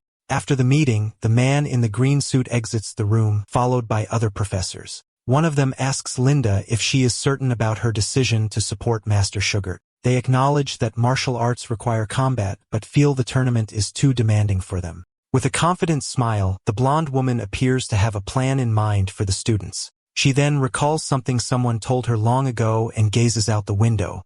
Shigard's voice echoes, saying that a coward who cannot overcome adversity has no right to call himself a martial artist. Back in the classroom, the professor announces that the tournament for everyone will be held in 6 days. He then informs them that after class, they will have a practical combat training session outside. With a determined look, Shugart vows to ensure that every one of his students can defeat a beast. Kai complains that the tournament is only to select the representative and that their participation is unnecessary. One of the students tells him to be quiet, and our protagonist thinks he is always provoking the professor. The young man considers the combat training and decides he must be careful not to use excessive force. Outside, the martial arts students have already begun sparring with one another. One of the female students lands a powerful kick on a wooden pillar with great force and skill. With a determined expression, Tishi demonstrates that she is one of the strongest students in the department. Our protagonist thinks that they are all quite skilled and not bad at all. He realizes the professor has a keen eye, as Tishi is the strongest in the class, second only to him. The young man then joins the training, defeating his opponent with a swift and precise blow. After hours of training, Professor Sugard announces that the day's session has concluded. Kai collapses to the ground exhausted, celebrating that the training is finally over. His other roommates say they are heading to the dining hall and promise to bring back food for him. The white-haired young man explains that he made a deal with Collins to earn more points. One of the roommates gets annoyed for not being informed of the deal, and Kai apologizes. Our protagonist thinks that Collins is clever for making deals to earn extra money. Kai then gets up and brags about his intelligence to our hero outside. He tells the young man he should learn from him, offering the lesson free of charge. But the protagonist clamps a hand on his shoulder, his firm grip indicating he's not interested in the offer. With a smile, he declines the offer, leaving Kai feeling awkward at his friend's response. The white-haired young man then grumbles that the protagonist doesn't need points because of his sister. Night falls and a crescent moon shines in the sky over the magical Beast Mountain range. The protagonist thinks that Kai is mistaken as he doesn't need his sister to provide for him. He then wipes the corner of his mouth, stating he has all the bounty of nature at his disposal. With his new ally, Ol, by his side, he prepares for another night of hunting and training. The young man then roasts a large piece of meat over a campfire for himself and his new companion. He laments having to take his sister home as he could use the time for more training. The young man recalls Mina's attempts to get close to his sister and decides he cannot let his guard down. With a determined look, he vows that if she has ill intentions, he will make her regret it. Ol then wags its tail, drawing its master's attention to the roasting food. The wolf drools at the smell of the meat, waiting anxiously for its meal. With a smile, our hero offers the food to his new friend, who eats it with great joy. The young man reflects that having a tamed beast isn't so bad after all. He then tells Ol that after they eat, it will help him train, but promises not to hurt it. The night of training is intense, and Ol soon realizes that its master's promise was not kept. Meanwhile, at the Ryan family mansion, the night is calm and peaceful under the moonlight. Our protagonist's mother, Catherine, sits alone in the garden with a sorrowful expression. Her husband, Holt, then approaches from behind, comforting her with a gentle hand on her shoulder. He asks if she is thinking about the children, and she admits she can't hide anything from him. With a smile, the man says their classes must have already begun at Allen Academy. With tears in her eyes, the woman appears deeply worried about her children's well-being. Holt offers to take her to visit the children, and the woman thanks him with a smile. Tears of joy in her eyes, she is overjoyed at the prospect of reuniting with her children soon. The scene then cuts to the estate of Count Grindu, where a secret meeting is underway. A barefoot woman walks toward a group of hooded and masked individuals. The cult members observe her with malicious smiles and glowing red eyes. The green-haired woman then greets Jessica, expressing her pleasure that she could attend. She then invites her to take a seat and join the secret gathering of the mysterious cult. Cloaked and masked, Jessica, Jeremy's mother, appears to be involved with the malevolent group. The cult leader presents her latest creation, the Jade Dream, a highly potent potion. Jessica then takes a goblet of the beverage, preparing to sample the cult's new concoction. The leader then slices her own arm, allowing her red blood to drip into the goblets. The crimson liquid mixes with the drink, and the woman seems to derive pleasure from the pain. For the final touch, one of the cult members adds a mysterious ingredient to the drink. The woman then instructs everyone to enjoy the beverage, and the cult members begin to drink. The leader's bare feet touch the floor as she prepares to commence the day's game. She declares that the Jade Dream is a miracle of alchemy, and the game will now begin. Jessica then holds her goblet, observing the red liquid with a pensive expression. The liquid in the goblet shifts on its own as if alive, and the woman prepares to drink. In the darkness, one of the women wonders how an 11-year-old girl managed to defeat the Black Wind group. The leader explains that Julia inherited the combined talents of the Catherine and Miranda families, hence her power. With a sinister smile, the cult leader remarks that a mere level 7 should not have been able to defeat them. She then bites Jessica's lip, questioning if her son's efforts will ultimately bear fruit. With a finger under her chin, the woman asks if she truly desires to eliminate Catherine and her daughter to become a baroness. Jessica agrees, asking what she must do to achieve her goal and attain power. With a satisfied smirk, the cult leader prepares to give her the necessary instructions. She then activates a spell with her fingers, and a purple magic circle materializes on the floor. With a sadistic gaze, the woman muses that the moment a young bud withers is truly beautiful. Back at the academy, Tishi comments that they have another combat training session that morning. Other students complain that their bodies are aching, calling Professor Shigert a monster, but Tishi encourages them, stating the pain is necessary to become stronger, and they must persevere. Kai and our protagonists claim they feel no pain as their bodies are more resilient. The white-haired young man then boasts that he is the strongest in the martial arts class. But our hero knows this is merely the effect of the sleep incense he used the previous night. Tishi observes the four of them, thinking they possess impressive stamina to endure the intense training. With that, Kai steps forward for combat training, preparing to spar against our protagonist. He attacks with a punch, but our hero easily evades it, blocking the blow with his hand. The white-haired young man is surprised by his friend's defense and readies his next attack. Our protagonist then counterattacks with an open hand strike showcasing his skill. With a clenched fist, he prepares to show Kai the true strength of a martial artist. He then unleashes a flurry of swift and precise punches that land squarely on Kai. With a grin, Kai compliments him, admitting he's not bad at all in close-quarters combat. Our protagonist replies that he's not so bad himself, returning the compliment. From a distance, someone is watching the martial arts students training with rapt attention. The young man then turns, sensing he is being observed by someone from across the courtyard. He feels a fixed gaze on him and wonders who is watching him so intently. Underneath a tree, an old man with long white hair meditates in silence. Our hero then wonders if it is the old man who is observing him during training. Kai sees is the moment of distraction, landing a solid punch on our protagonist's face. The young man then knocks him down with a kick, and our hero falls to the ground with a thud. Kai gets back up, telling our protagonist not to look away as the fight is not over. The young man then rises, agreeing to continue the fight until one of them emerges victorious. The old man chuckles and gets up to leave after observing the students' training. A woman addresses him as Director Otoni, asking if he is heading to the academy's library. With a smile, the director says he is just going for a walk, remarking that the young man he saw is fascinating. He perceives that our protagonist is concealing his true strength from everyone at the academy. The director then states that he will remember the name Lucas, deeming him a promising young man. Hours later, the class finally concludes, and our protagonist walks through the academy's hallway. He recalls that during the afternoon session, Professor Shigert taught them message techniques. The other students enjoyed the lesson, and its effects were so profound that everyone's muscle fatigue vanished.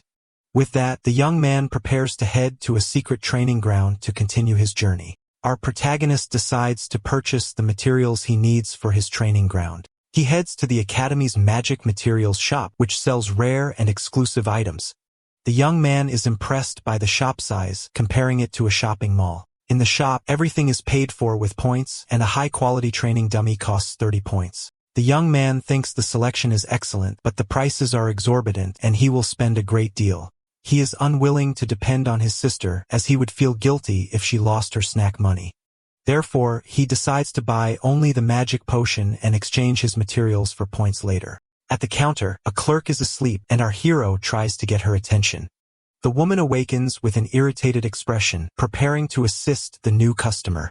The young man then presents his academy card requesting to purchase the magic bath potion. The clerk states the price is 5 points and prepares to complete the transaction. Our hero's card glows with a purple light, and the number 5 appears on the magic sphere.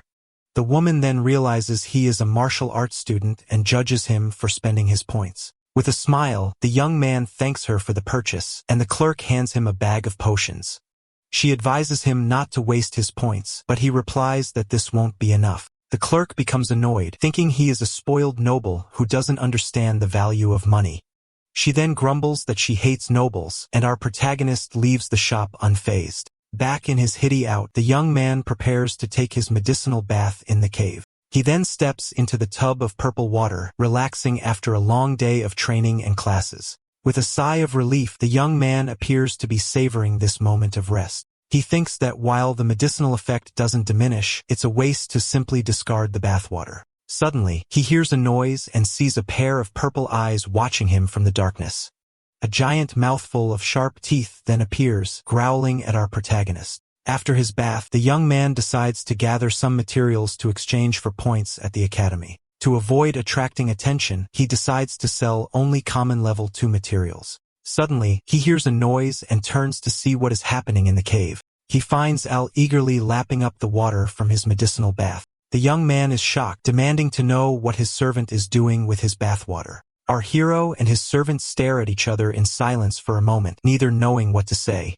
The young man then says it's all right, concluding that the water will also strengthen the wolf's body. With that, the problem away is solved and our hero prepares for his mission.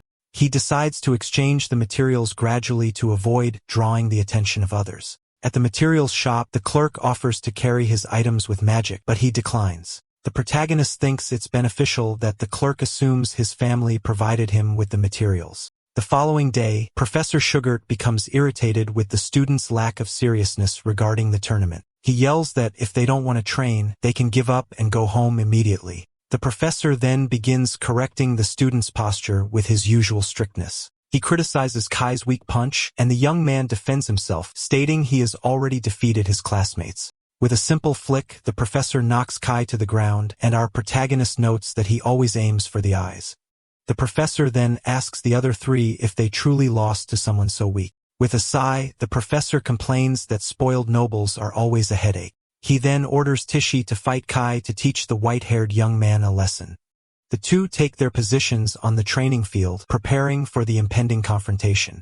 With an arrogant smirk, Kai declares he will prove who is superior through his skills. Tichy simply invites him to begin the fight, her expression calm and confident. The girl then lunges forward with a powerful kick that kicks up dust, demonstrating her strength. In the blink of an eye, she assails him with a sequence of swift and precise kicks. With a wicked smile, Kai prepares to counterattack and assert his superiority. But Tichy is faster, striking him on the chin with a powerful punch that throws him off balance. She follows up with an elbow to the face, showcasing her combat technique. The girl then utilizes a water ability, hitting him with a blast of pressurized water. Kai is stunned by the girl's ability, unable to believe she can use magic. Tichy seizes the opportunity, landing a powerful kick to his face with all her strength. The white-haired young man is dazed by the blow and lets out a nervous laugh. He then tells her not to underestimate him and prepares to use his own skills, but Tichy is quicker, striking him in the chest with a precise open palm blow. The strike is so forceful that the young man is sent flying, landing hard on the ground. Our protagonist then understands why the professor chose Tichy as the representative. The professor yells for everyone to take the training seriously as our hero observes the scene. Tichy then approaches Kai, who is still on the ground, and asks if he is all right after the fight. The professor notes that Kai seems irritated and warns him that tomorrow, everyone must tame a beast. He threatens to expel anyone who fails, and Kai is shocked by the sudden announcement. The next day, the professor instructs them to fight with all their might until nightfall as a final training exercise. Lying on the ground, Kai calls out to our protagonist with an expression of pure exhaustion and defeat. The young man advises him to correct his bad habits and focus on his opponent's weaknesses. But Kai says that's not it. He thinks he has fallen in love with Tichy after their fight. He reveals he's already thinking about names for their children, and our hero thinks he's a masochist. The following day, the tournament begins in a grand arena, and the students are called to enter. Kai is filled with dread at the thought of the monsters, and our protagonist sits beside him. 2 students from the magic class mock them for being in the same tournament venue, but the professor orders them to be quiet and memorize the tournament rules immediately. Our hero is surprised to see the professor defending the martial arts students. With a thoughtful look, he realizes his master isn't as bad as he initially seemed. The young man then tells Kai to imagine the beasts are their professor to calm his nerves. Hearing this, Kai perks up, saying it's a brilliant idea to motivate himself for the coming battle. But the professor overhears their conversation and glares at them with pure fury and irritation. Our protagonist then reminds Kai that a beast cannot break his defense if he remains focused. A man appears on a holographic screen and begins to explain the tournament's rules. He states that anyone who tames 10 beasts will receive a perfect score, and the time limit is 10 minutes. Julia then announces the start of the tournament, calling the first group of competitors to the arena. The arena is then bathed in a pink light, and Julia is transported into a barrier-enclosed space. She realizes she is in a different location and wonders how so many beasts could fit inside. Next, the girl finds herself in a dark space filled with red eyes watching her. Several giant beavers with sharp teeth appear, growling angrily at the young girl. Her staff in hand, Julia prepares to confront the creatures with her powerful magic. She then casts a purple lightning spell, declaring she has captured the small magical beasts. The blast of lightning strikes the creatures, leaving them paralyzed on the dark arena floor. The man on the screen explains that when a beast submits, a purple smoke is emitted from its body. This allows the professors to monitor the students' progress and assign scores accordingly. One of the professors is shocked by little Julia's speed and efficiency in the tournament. The young girl then completes her task, and a professor congratulates her as the next pair prepares. Her teacher, Linda, praises her for finishing in just 3 minutes, and Julia happily thanks her. The girl then asks for the location of the martial arts department so she can watch her brother. The teacher informs her that they are scheduled last, and it will be some time before they compete. While waiting, a mysterious woman observes the activity in the arena with keen interest. She wonders if our protagonist will manage to repeat his feat from the entrance ceremony. 2 hours later, one of the students complains that he only managed 1 point and fears being demoted. Another student comforts him, pointing out that apart from the elite, all the mages only scored 1 point. Kai becomes desperate, wondering if they will be able to remain in the martial arts department. But our protagonist calms him, reassuring him that they are no weaker than the mage classes. The professor then cracks his knuckles, stating they are correct and should not underestimate themselves. He explains that no one was injured because level 1 beasts are incapable of harming humans. With that, the master asserts that in close quarters combat they are stronger than low-level mages. The students are surprised by this encouragement, and the professor grumbles, annoyed at the brat's reaction. The representative Tishi reports that she has checked and confirms that no one was indeed injured. She continues, stating that most of the mages are exhausted from expending all their mana in the test. Tishi also reveals that the arena is equipped barriers to prevent students from being surrounded. She then advises them to flee if they cannot win and to manage their stamina wisely. The students express their gratitude and celebrate the tip, and the master thinks he made the right choice for representative. Suddenly, a man with a mocking smile says he overheard someone spying on his class. The newcomer takes a seat, remarking that without talent, they can only resort to cowardly tricks. Shagard addresses him as Greg, and the man states he came to inform them that their department is next. With a sinister smile, the man threatens to shut down the martial arts department for good. The martial arts professor remains silent, appearing deeply shaken by the threat. Greg continues asserting that the department should never have been established in the first place. With that, he turns and leaves, laughing as Master Shigert watches him depart. Lucas is reminded of the bullies from his past life and glares at the man with hatred. The protagonist stands up, declaring that as the top student in his class, he will go first. The professor asks if he is nervous, offering to send someone else in his place. With a determined look, our hero refuses the offer, insisting he will go first himself. His eyes glowing, the protagonist declares he will enter the arena first exactly as he had planned.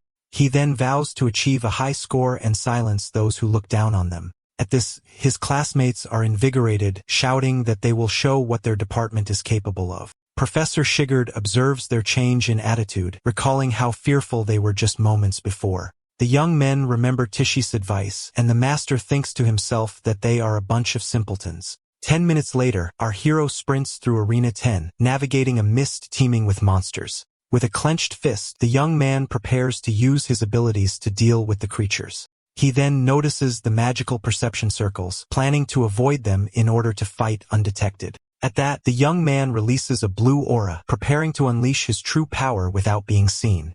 It is explained that a master can borrow the abilities of his beast after their souls have connected. Meanwhile, in the cave, the wolf all chews on a bone, appearing very bored with the situation. The creature then wonders why its master is using its power when he is already stronger. Back in the arena, giant spectral blue wolf paw materializes, showcasing the power he has borrowed.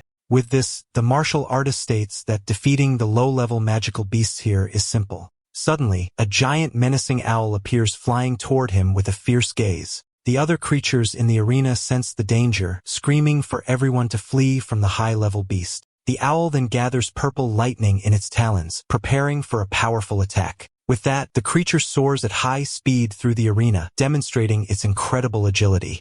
But our hero is unfazed, preparing to strike the owl with the spectral blue wolf paw. He thinks that, to make things easier for the other students, he must first break this beast's will. The giant owl crashes to the ground, completely dazed after being struck down by the young man's blow. He reasons that the aura of a high-level beast will intimidate the weaker creatures in the arena. With that, the creature bows its head and a red aura of submission begins to emanate from its body. With a smile, he accepts its submission but states that he needs to tame every beast in the arena. Therefore, he says he cannot allow the submission smoke to leak outside the barrier. The giant owl observes the young man, not quite understanding what he is planning to do. The protagonist then turns, announcing he is off to find the other beast to tame. Channeling Owl's aura, he departs, and the owl screeches that it never wants to see him again. Outside, the scoreboard continues to display our hero's name with 0 points in the tournament. Kai grows desperate as time runs out, but Julia tells him to remain calm, confident her brother will succeed. Professor Greg simply scoffs upon seeing the martial arts department score. He then mocks them, stating that a score of 0 means they couldn't even defeat the weakest beast. His students concur, remarking that this shows the difference between a martial artist and a mage. Professor Shigert remains silent, merely glaring at the other master with intense anger. Julia becomes furious, shouting at him not to mock her brother as he is incredible even without magic. Greg is irritated, thinking the elite class is as blind as Professor Linda for defending him. He then tells the girl that the results speak for themselves, leaving no room for discussion. Suddenly, the scoreboard shows that Lucas Ryan has earned his first point in the tournament. Kai and Tishi celebrate with relief, as this means he can remain in the department with them. A professor scoffs at their celebration, pointing out that the highest score in his class was 5. But to the man's astonishment, the score for our protagonist continues to climb without pause. Reaching 5 points, Professor Greg becomes annoyed as the young man's classmates cheer wildly. The man cannot believe the Department of Useless Students has matched the score of his top pupil. Inside the arena, the young man has intimidated all the beasts, making it easy for his classmates to score. With that, he thinks that now he just needs to achieve his perfect score and leave. At that, the martial artist begins taming all the creatures with incredible speed. One after another, the beasts are subjugated by our protagonist's overwhelming power. Finally, he reaches the 10th creature, and the giant owl once again submits to him. Seeing the final result, Professor Greg is completely stunned and breaks into a cold sweat. The scoreboard then announces that Lucas Ryan has achieved 10 points, a perfect score in the tournament. His little sister is overjoyed, and with her eyes shining, she exclaims, "That's my brother." The other students are in disbelief that the martial arts department achieved the maximum possible score. The young man pats Julia's head, and the girl says she always knew he could accomplish it. Professor Greg then shouts that it's impossible for a martial arts freshman to tame 10 beasts. With that, he points at the young man, accusing him of using an imposter to take the test. Little Julia is angered by the accusation, but her brother remains calm in the face of the situation. Suddenly, an inspector grabs Greg by the face, stating that our protagonist has done nothing wrong. The man then asks if he is insinuating that an inspector would accept a bribe to permit cheating. Greg is terrified, having forgotten about the inspectors and knows that confronting them would be a grave mistake. He apologizes, and the inspector announces he will investigate the barrier to get a definitive answer. Kai complains that they are making a mockery of the judging, but our hero tells him to calm down. With a confident smile, the young man states that he has nothing to hide from anyone at the academy. 10 later, we see the giant owl inside the arena looking extremely frightened. The barrier then dissipates, and the creatures look toward the light with surprise and confusion. The owl realizes the powerful human has vanished, and they can finally see the outside world. With that, the creature screeches for everyone to escape, and the beasts make a break for it. But one of the inspectors raises his magic staff, preparing to intervene in their escape. He then casts a containment spell toward the fleeing creatures. The magic strikes the owl squarely, trapping it in the air with a rope of golden energy. The inspector notes that the beasts are agitated but not weak enough to warrant being replaced. One of the men then asks his colleague if he believed the students scored fairly. The head inspector replies that he found no evidence of wrongdoing, but something strange has happened to the creatures. They then decide to send the 10 beasts for a full inspection and resume the tournament. An announcement is made stating that no problems were found and the next competitor should prepare. The protagonist finds it interesting that even without proof, they still refuse to believe in his abilities. But with a confident look, he appears to be one step ahead of everyone at the academy. He glances at Tishi and his master, thinking that the real surprise is yet to come. The scene then cuts to Tishi, who runs into the arena for her own test. With a determined look, the girl tells herself that she cannot lose to Lucas. Inside the barrier, the young woman confronts a gray wolf and prepares for battle. The girl lunges, delivering a swift sequence of powerful blows to the gray wolf with great agility. She thinks that if she can't defeat it in 30 seconds, she will change tactics and head for the gate. She then leaps onto the creature's back to continue her assault and attempt to finish it. The wolf then catches our hero's scent and wonders if he is still somewhere in the arena. The representative prepares another strike with her clenched fist, aiming to end the battle, but the creature submits instantly, and the girl is greatly surprised by the wolf's reaction. She wonders how a level 3 shadow wolf could have submitted so easily and quickly. The young woman becomes pensive, questioning if it was a mere coincidence or something more. With a confident smile, she realizes that perhaps her department is not so weak after all. With that, she moves on to the next creature, attacking it with a powerful punch to the face. Her score then rises rapidly as she defeats a giant boar with ease. Kai cheers for her excitedly as her score continues to climb relentlessly on the board. The girl shouts with determination, successfully taming her 6th creature in the academy tournament. A saber-toothed tiger is startled, and she quickly reaches 9 points in the arena. The final creature is defeated, and the young woman achieves the maximum score of 10 in the tournament. The scoreboard then announces that Tishi Haimaru has also achieved a perfect score of 10 points. Kai is stunned, commenting that she was even faster than our protagonist in the test. The girl then requests that these beasts also be sent for a detailed inspection. She thinks that the beasts are not so frightening and that martial artists are not inherently weaker. With that, match 3 begins and we see another student defeating a purple bat creature. The young man defeats the creature with a beam of golden energy, celebrating his victory. With a smile, he boasts about achieving the perfect score of 10 in the tournament. In match 4, a young man with green hair strikes a giant gorilla with a powerful kick. A confident smile on his face, he also celebrates his perfect score of 10 points. Next, Kai attacks a saber-toothed tiger with a potent and accurate punch to the face. The creature submits, and the white-haired young man joyfully celebrates his victory. He then gives a thumbs up, showing that he, too, achieved the maximum score. The scoreboard then reveals that every single martial arts student has achieved a perfect score. With this, they soar directly to the top of the rankings, tying with the elite class. Professor Shigard then allows himself a subtle smile, appearing very proud of his students. He then takes his flask and has a drink, seeming more relaxed and satisfied. The inspection reveals no issues with either the beasts or the tournament's barrier.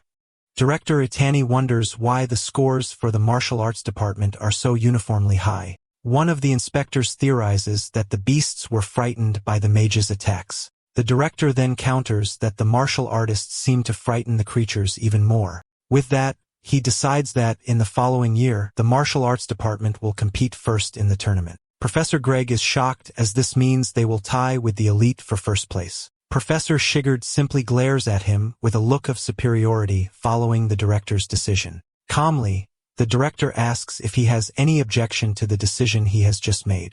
Greg then questions the fairness of the decision, believing they won through sheer luck. The director replies that luck is also a component of skill, leaving Greg stunned by the response. Another man concurs, stating they cannot discard the scores as the students are not at fault. With that, the director orders the results to be announced, and Greg agrees with immense anger and frustration. The professor then watches Shigart and Linda depart, vowing to keep a close eye on both of them.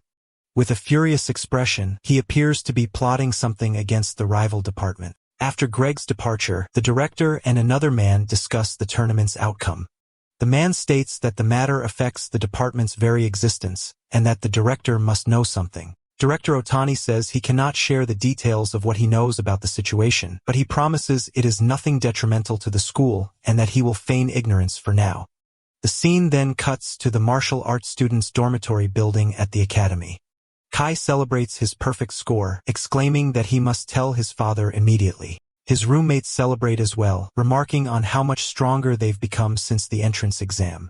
Our protagonist thinks to himself that no one suspects him, and his plan has worked perfectly. Kai then asks how they will spend the 20 bonus points they received for placing first. One of the young men says he will save his, adding that he still owes our hero a meal. Kai then states the obvious answer is to buy materials for the following month's combat training. Our protagonist's interest is piqued and he asks about the combat training. They then explain that the training takes place in Allen Tower, the Academy's official proving ground. Within it lies an illusory world populated with various races and beasts for the students to confront. However, only 100 freshmen are allowed entry, and the 12 from the elite class have their spots guaranteed. Kai becomes excited, stating that since they all scored a 10, they are certain to get into the tower training. At that, his other classmates ask where he's going, and the young man says he is off to buy equipment. With that, the two of them dash off, and our hero muses that every martial artist yearns to become stronger. Sipping his tea, the young man reflects that ensuring everyone scored in the tournament was the right decision. Kai then invites him to the materials shop, but our protagonist declines the offer. Suddenly, his roommate becomes hypnotized by a strange pendant dangling before him. Our hero reveals that Professor Sugart gave him the pendant and that he wishes to examine. Alright, that's the end of the story. Thanks for watching. See you in the next one.